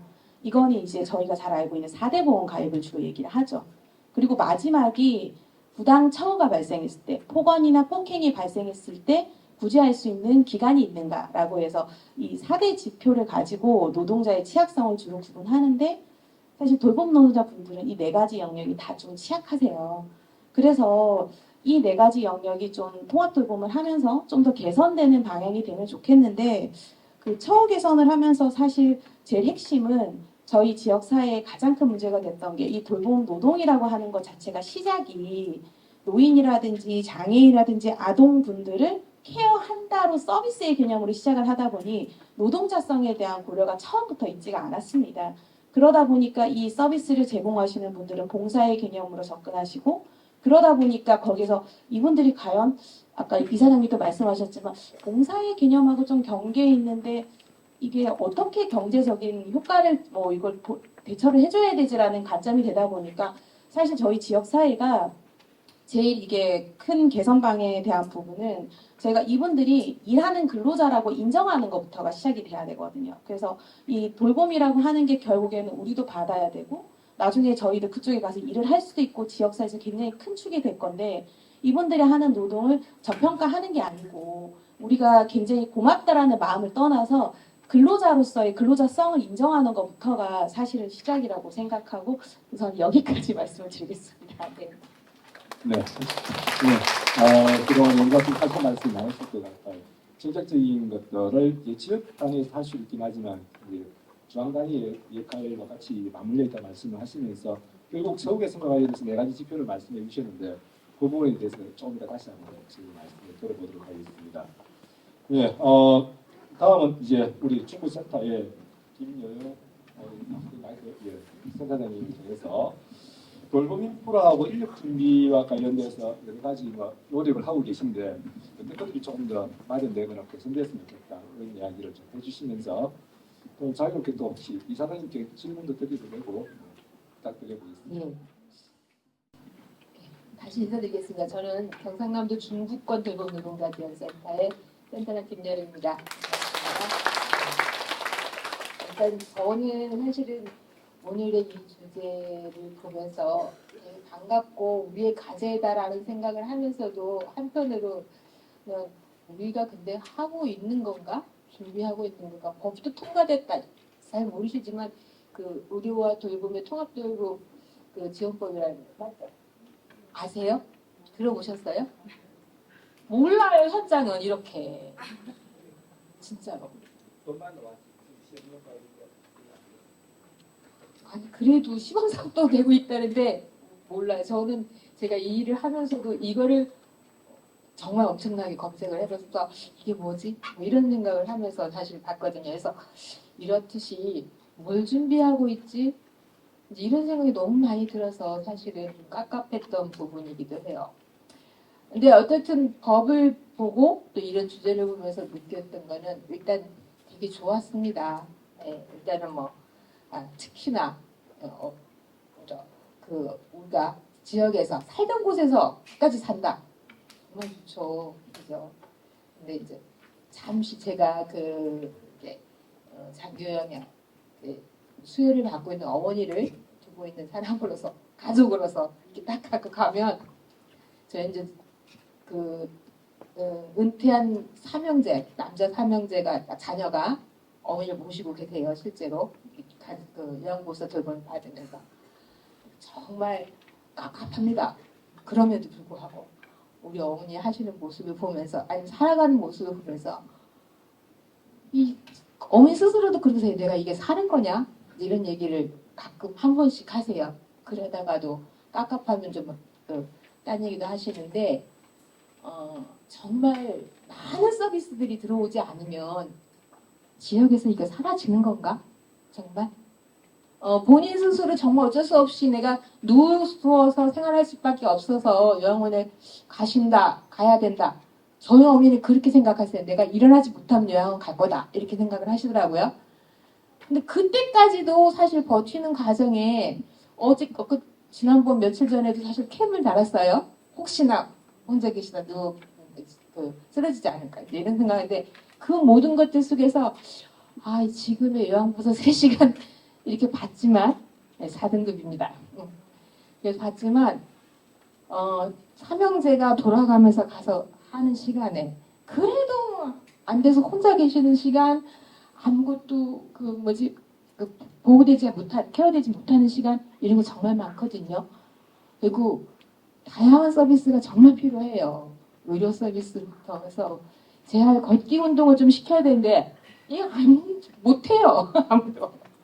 말벗 하신다고 요양보호사 선생님 오셔서 2시간 옆에 계시는데 엄마도 짜증나고 보호사도 힘들어하고 이렇거든요. 되게 단순한 거잖아요. 서비스가. 좀 이런 것들도 다양해졌으면 좋겠다. 이런 생각이 들어요. 그래야만 이 통합돌봄이라고 하는 곳이 목표로 했던 부분이 될 것 같아요. 그래서 저는 이런 것들을 준비되고 있는가? 이제 이런 생각이 좀 들어서 이걸 어떻게 준비해야 되는가? 빨리 준비해야 된다. 정말 다양한 인프라들이, 다양한 노동력들이 이 속에 들어와줘야 된다.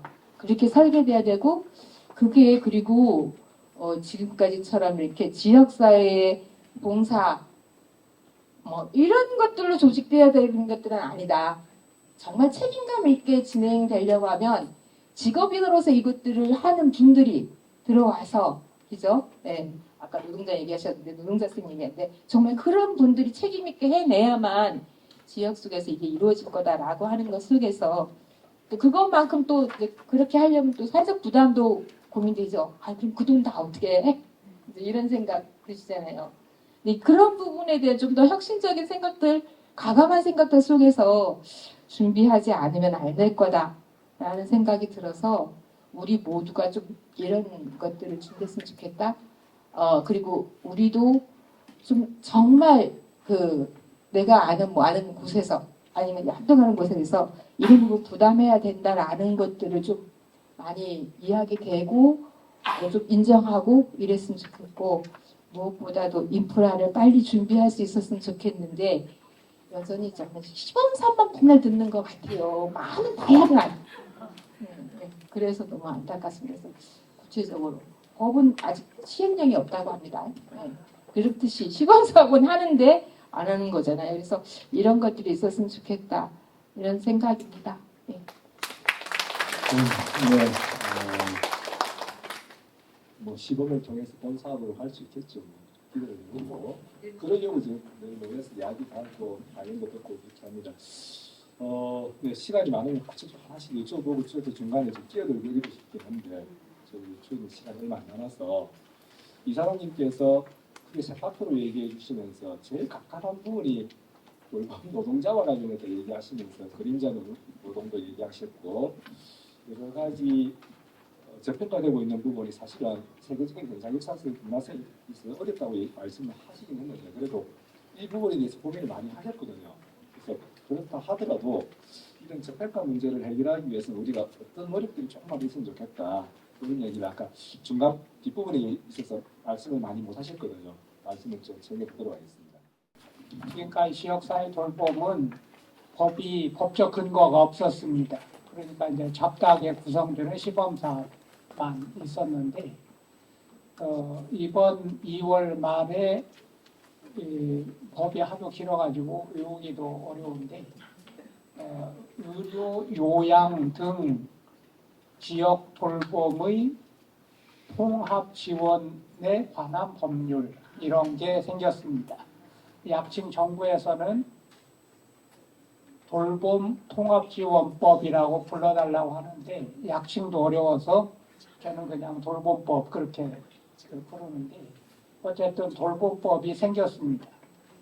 그런데 이제 시행규칙을 만드는 시간여유를 주기 위해서 2년 후에 2006년 3월에 법이 시행이 됩니다. 시행이 되면 어떻게 되냐면 여러분들이 계시는 모든 전국에 250여 개 모든 시군구가 지역사회 통합돌봄을 하는 신용이라도 해야 됩니다. 의무화되는 거거든요.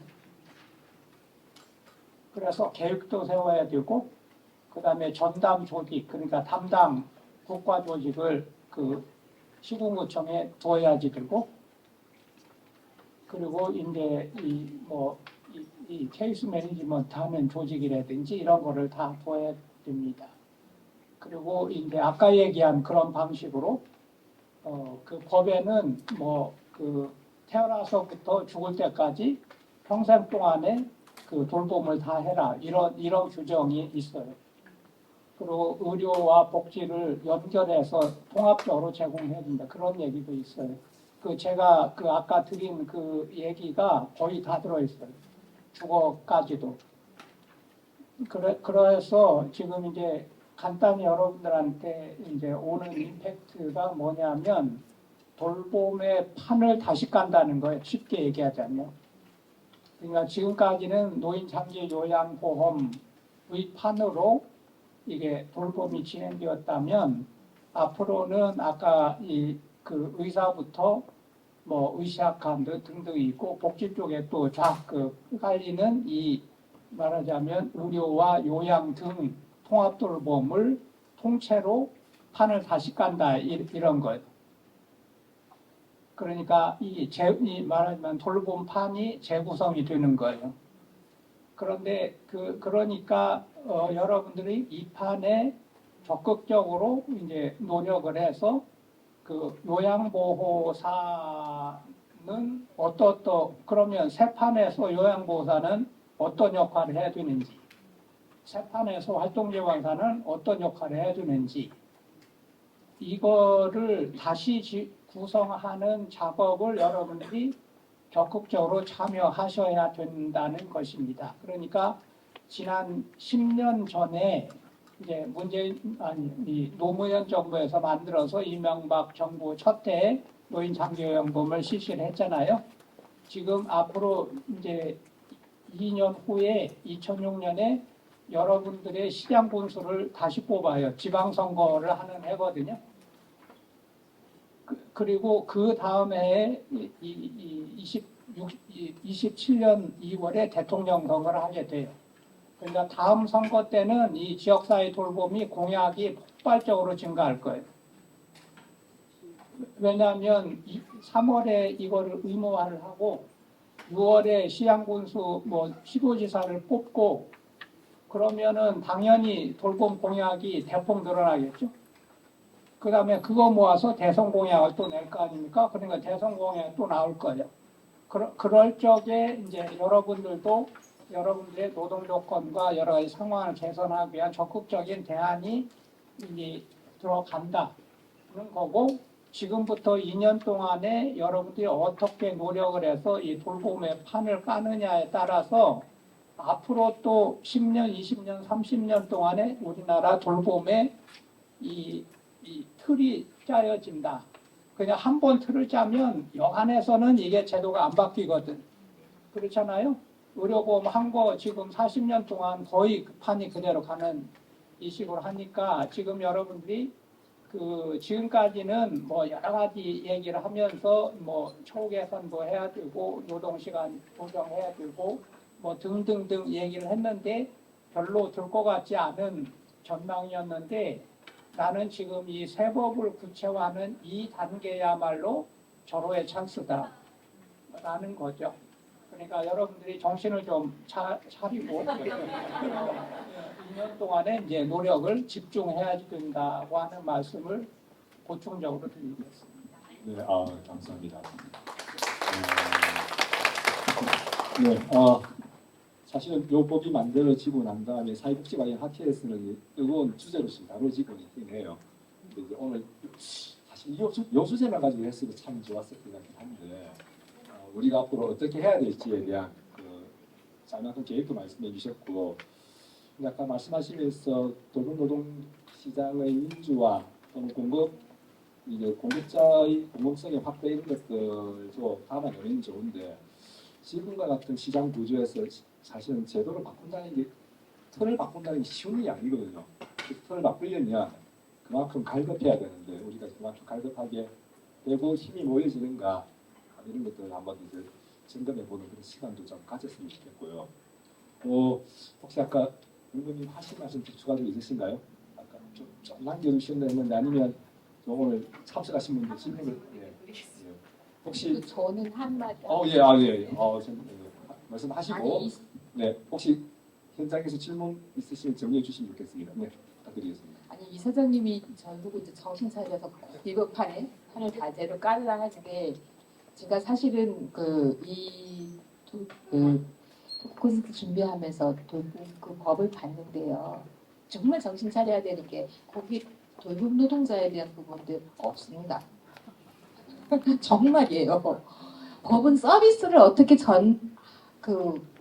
만들 것인가 이런 것들이 있는데 그 속에서 공급하는 그거를 하고 있는 장교양에도 사실 참 그랬던 것 같고 장교양에 의학보호사 보수교육 생기는데 15년 이상 걸렸습니다. 예, 올해 시작하잖아요. 그렇듯이 저는 이사님 말씀하신 게 정신 차릴 부분들이 그런 것 같아요. 저희 일을 하시는 분들에 대한 내용도 그 속에 정말 포함될 수 있도록 법이 그렇다 하더라도 시행령이든 어딘 곳에서 그런 준비들이 점검되어야 된다는 걸 좀 정신 차려야 되는 거 아닌가 이런 생각이 듭니다. 네. 네, 이 대본이 없이 하는 게 훨씬 더 재밌네요. 결국은 경남에도 이제 어쨌든 간에 세권역에 돌봄 노동자 권익 지원센터도 있고 하니까 그 중심으로 계속 활동을 좀 부탁 좀 드리면 될 것 같고 혹시 질문 드린 거 있으신가요? 예. 네. 네, 질문, 소감 포함한 질문이 총 23개가 들어와서 제가 한 10번을 읽어본 것 같습니다. 그 중에서 지금 시간이 저희에게 한정된 시간이 한 5분 대략 정도 되는 것 같아서 제가 2개 정도 골랐는데요. 첫 번째는 유럽 복지국가의 돌봄 전문가들은 어떻게 활동하고 있나요? 요게 하나 질문이 있고요. 두 번째는 케어 매니저 양성 관련한 질문입니다. 지역사회 거주로 재택 돌봄을 하면서 의학적 욕구와 복지적 욕구를 동시에 사정할 수 있는 케어 매니저를 양성해야 하는 걸까요? 이렇게 2가지 질문. 네. 아니요, 제가 진행하고 의견. 그러니까 이제 한국하고는 많이 다른 게 예를 들어서 덴마크쯤 가면 그 여러분들 같은 돌봄 노동자는 기본적으로 공무원입니다. 시군구청의 공무원이죠. 그리고 그 예를 들어서 아까 제가 얘기했던 집 고치는 거 그것도 시청에서 해줍니다. 그 예를 들어 보조 연구 같은 것도 덴마크 시청에서 지금 이 건물 그 만큼이나 큰 공간에다가 온갖 보조 연구를 다 들어놓고 새로 이제 예를 들어서 교통사고 때문에 다리 하나 없어졌다 그러면 그분은 어떤 보조 연구를 써야 되는지를 그 작업치료사나 물리치료사 이런 분이 자문을 해가지고 이 처방을 해서 그거를 이제 무료로 임대를 했거든요.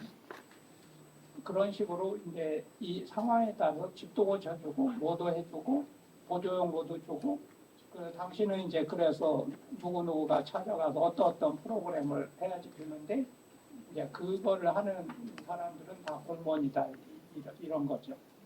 물론 이제 같은 유럽이라도 영국이나 이런 데는 이제 민간에 사는 비율이 훨씬 높지만 어쨌든 그 전체적으로 이 돌봄이 공공성을 잃지 않도록 그래서 아까 얘기한 이제 돌봄 민주주의가 이 집종감이나 이제 소비자와 공급자 사이에 구성되도록 이제 그런 여러 가지 대책을 굉장히 강구한다는 것이고, 그런데 한국에서도 이제 지금 이 인프라 문제, 이제 우리 여러분들을 고용하는 고용주라고 하는 이제 그 조직을 하는 게 쉽게 하자면 이게 그 공장이 좋지 않으면 좋은 상품이 나올 수가 없잖아요.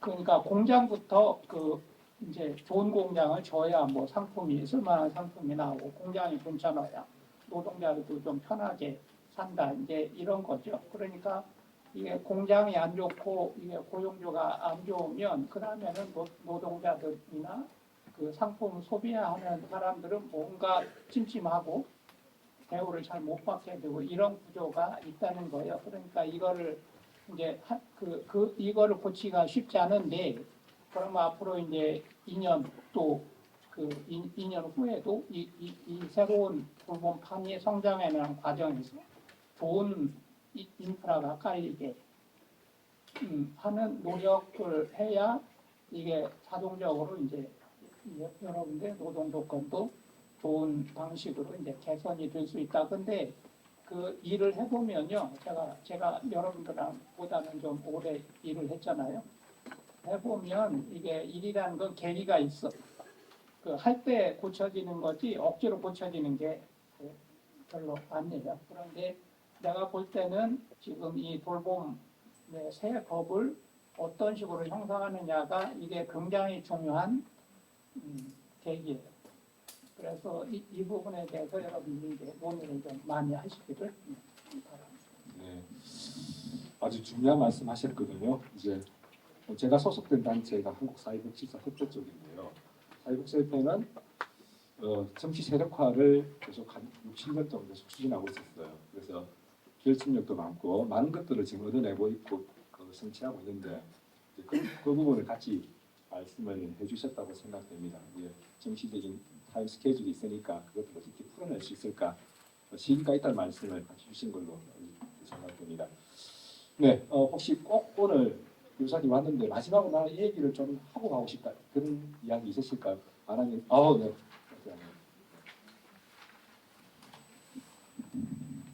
늦은데 죄송합니다. 제가 적응을 읽도록 하겠습니다. 재택의료에 대해서 의료 그리고 요양학과 그 속에 재택의료라는 게 저희들이 있는 걸로 알고 있습니다. 지역의 복지 서비스망과 연계되어 협력해야 되는 것이 가장 중요하다고 생각합니다. 재택의료의 인력 구조로 보면 간호사 1명, 사회복지사 1명, 그리고 의사 그렇게 돼 있고 그 역할을 해나가기에는 이분들이 어렵지 않나 이렇게 생각하는 게 제 개인적 생각이고요. 재택의료센터가 그 역할을 감당하지가 하기에는 이 그림 속에서 충분치 않다고 개인적으로 생각합니다. 그래서 저는 이런 말씀을 드리고 싶습니다. 지역에 이미 활동하고 있는 장기요양센터, 그러니까 인력으로는 사회복지사, 물리치료사, 간호사, 요양보호사 등 이미 충분한 인력으로 구축되어 있는 상황입니다. 그래서 협력이 필요하며 의사들과 아울러 장기 요양 기간 중에서 간호사가 그리고 방문 간호사가 있는 기관들에게도 지역 의사와 촉탁의 관계를 맺고 재택으로 시범 사업에 참여할 수 있도록 이렇게 연구해 주셨으면 하는 마음이 있습니다. 마치겠습니다. 네. 제안을 드리고 드리겠습니다. 네, 약속된 시간이 지나서 저희들이 마쳐야 되는데 혹시 꼭 질문할 게 있으실까요? 이건 해야 되겠다. 이야기를 들으면서 이것도 확인해야 되겠다. 추가 질문이나 궁금한 게 있으시면 한 분만 딱 받고 사실은 질문에 올렸었는데요. 소리가 크니까 그냥 그 돌봄의 태판에서의 그러니까 그런 유럽 복지국가들은 굉장히 이런 돌봄 정책을 지원하는 부분에 있어서 막대한 비용을 지불을 하잖아요. 그러면 돌봄의 태판을 짜는 이 시기에 그런 세수 마련에 대한 그런 것들은 재원 마련에 대한 방안은 어떻게 나올지 되게 궁금하고요. 공약을 이렇게 내걸 때 사실은 정치인들이 그런 것들에 대해서도 생각을 하고 하겠지만 그런 재원 마련에 대한 부분이 되게 궁금합니다. 돌봄의 태판에 대한. 그러니까 이 재원은 기본적으로는 있는 재원을 늘리는 방식으로 가겠죠. 그냥 건보의 이제 급여 확대 방식으로 이제 가보 또 노인 협계로는 급여 확대, 노인 예산, 복지 기타 복지 예산 이런 거가 이제 늘어나는 방식으로 할 텐데 일정하게 하다 보면 그 여러분들 이미 아까 또 여러 얘기하셨지만 머리가 엄청 복잡하잖아요.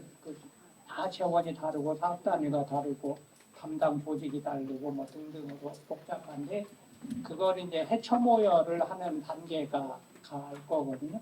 그러니까 죽일 건 죽이고 새로 신규로 넣어야 될 건 넣고 재구성하고 이 단계로 가면 동시에 이제 돈도 재구성을 하게 되고 우리가 희망으로는 시군구마다 이제 돌봄 기금 같은 거를 줘서 이 시군구가 융통성 있게 이거를 쓸 수 있도록 그러니까 지금은 전부 이 칸막이가 다 되고 줄이 다 있는 사업들을 해야 되니까 그게 머리가 복잡한데 일단 시군구에다 풀링을 해가지고 그거를 이제 지역에서 사업 구성을 해가지고 쓸 수 있는 방식 이런 게 필요할 거예요. 두 번째는 돈이 엄청 들어갈 거다 이제 그 생각을 다 할 텐데 이거는 제가 이제 시간이 들면 좀 길게 얘기를 할 수도 있는데 쉽게 얘기하자면 돈은 돌고 도는 겁니다.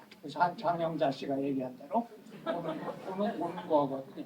이게 무슨 소리냐면 그 생각을 해보면 이제 돌봄에다가 투자를 해.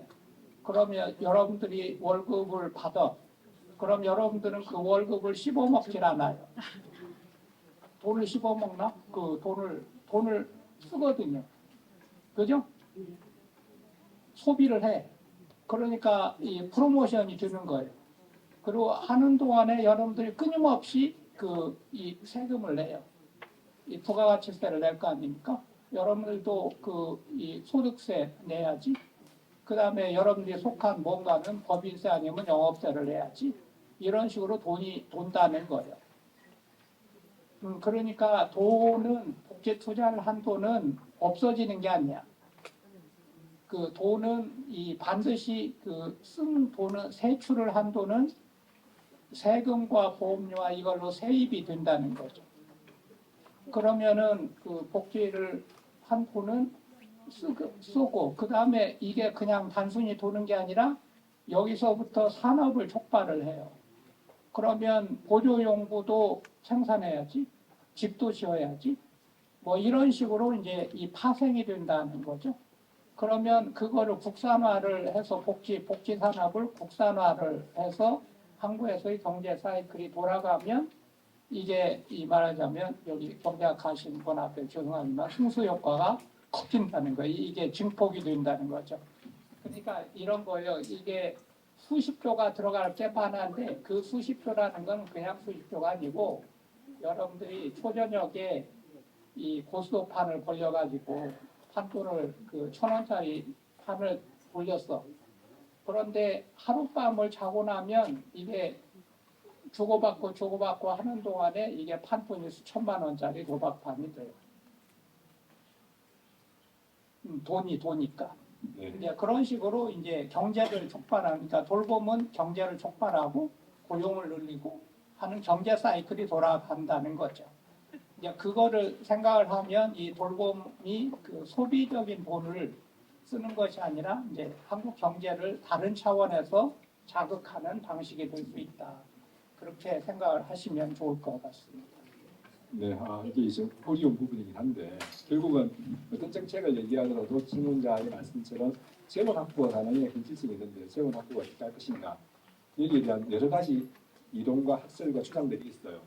복잡한 이야기이긴 한데 어쨌든 간에 새로 시작하는 짜려면 우리가 세금을 더 낼 수밖에 없어요. 이거는 확실한 거예요. 누가 돈을 더 내게 할 것인가?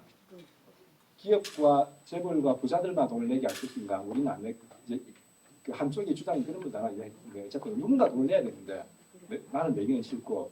근데 같이 소득에 비해서 많이 내고 다 같이 보편적인 서비스를 받자는 게 핵심인데 이 부분에 대해서 이제 민주화가 좀 필요하긴 해요.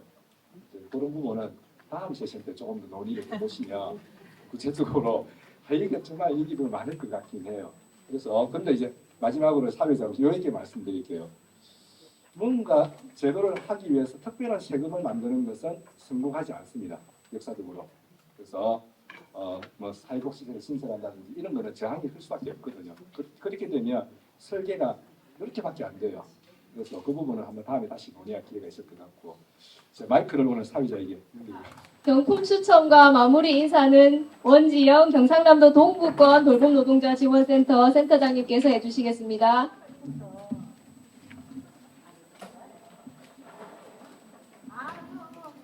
52번, 30번. 네.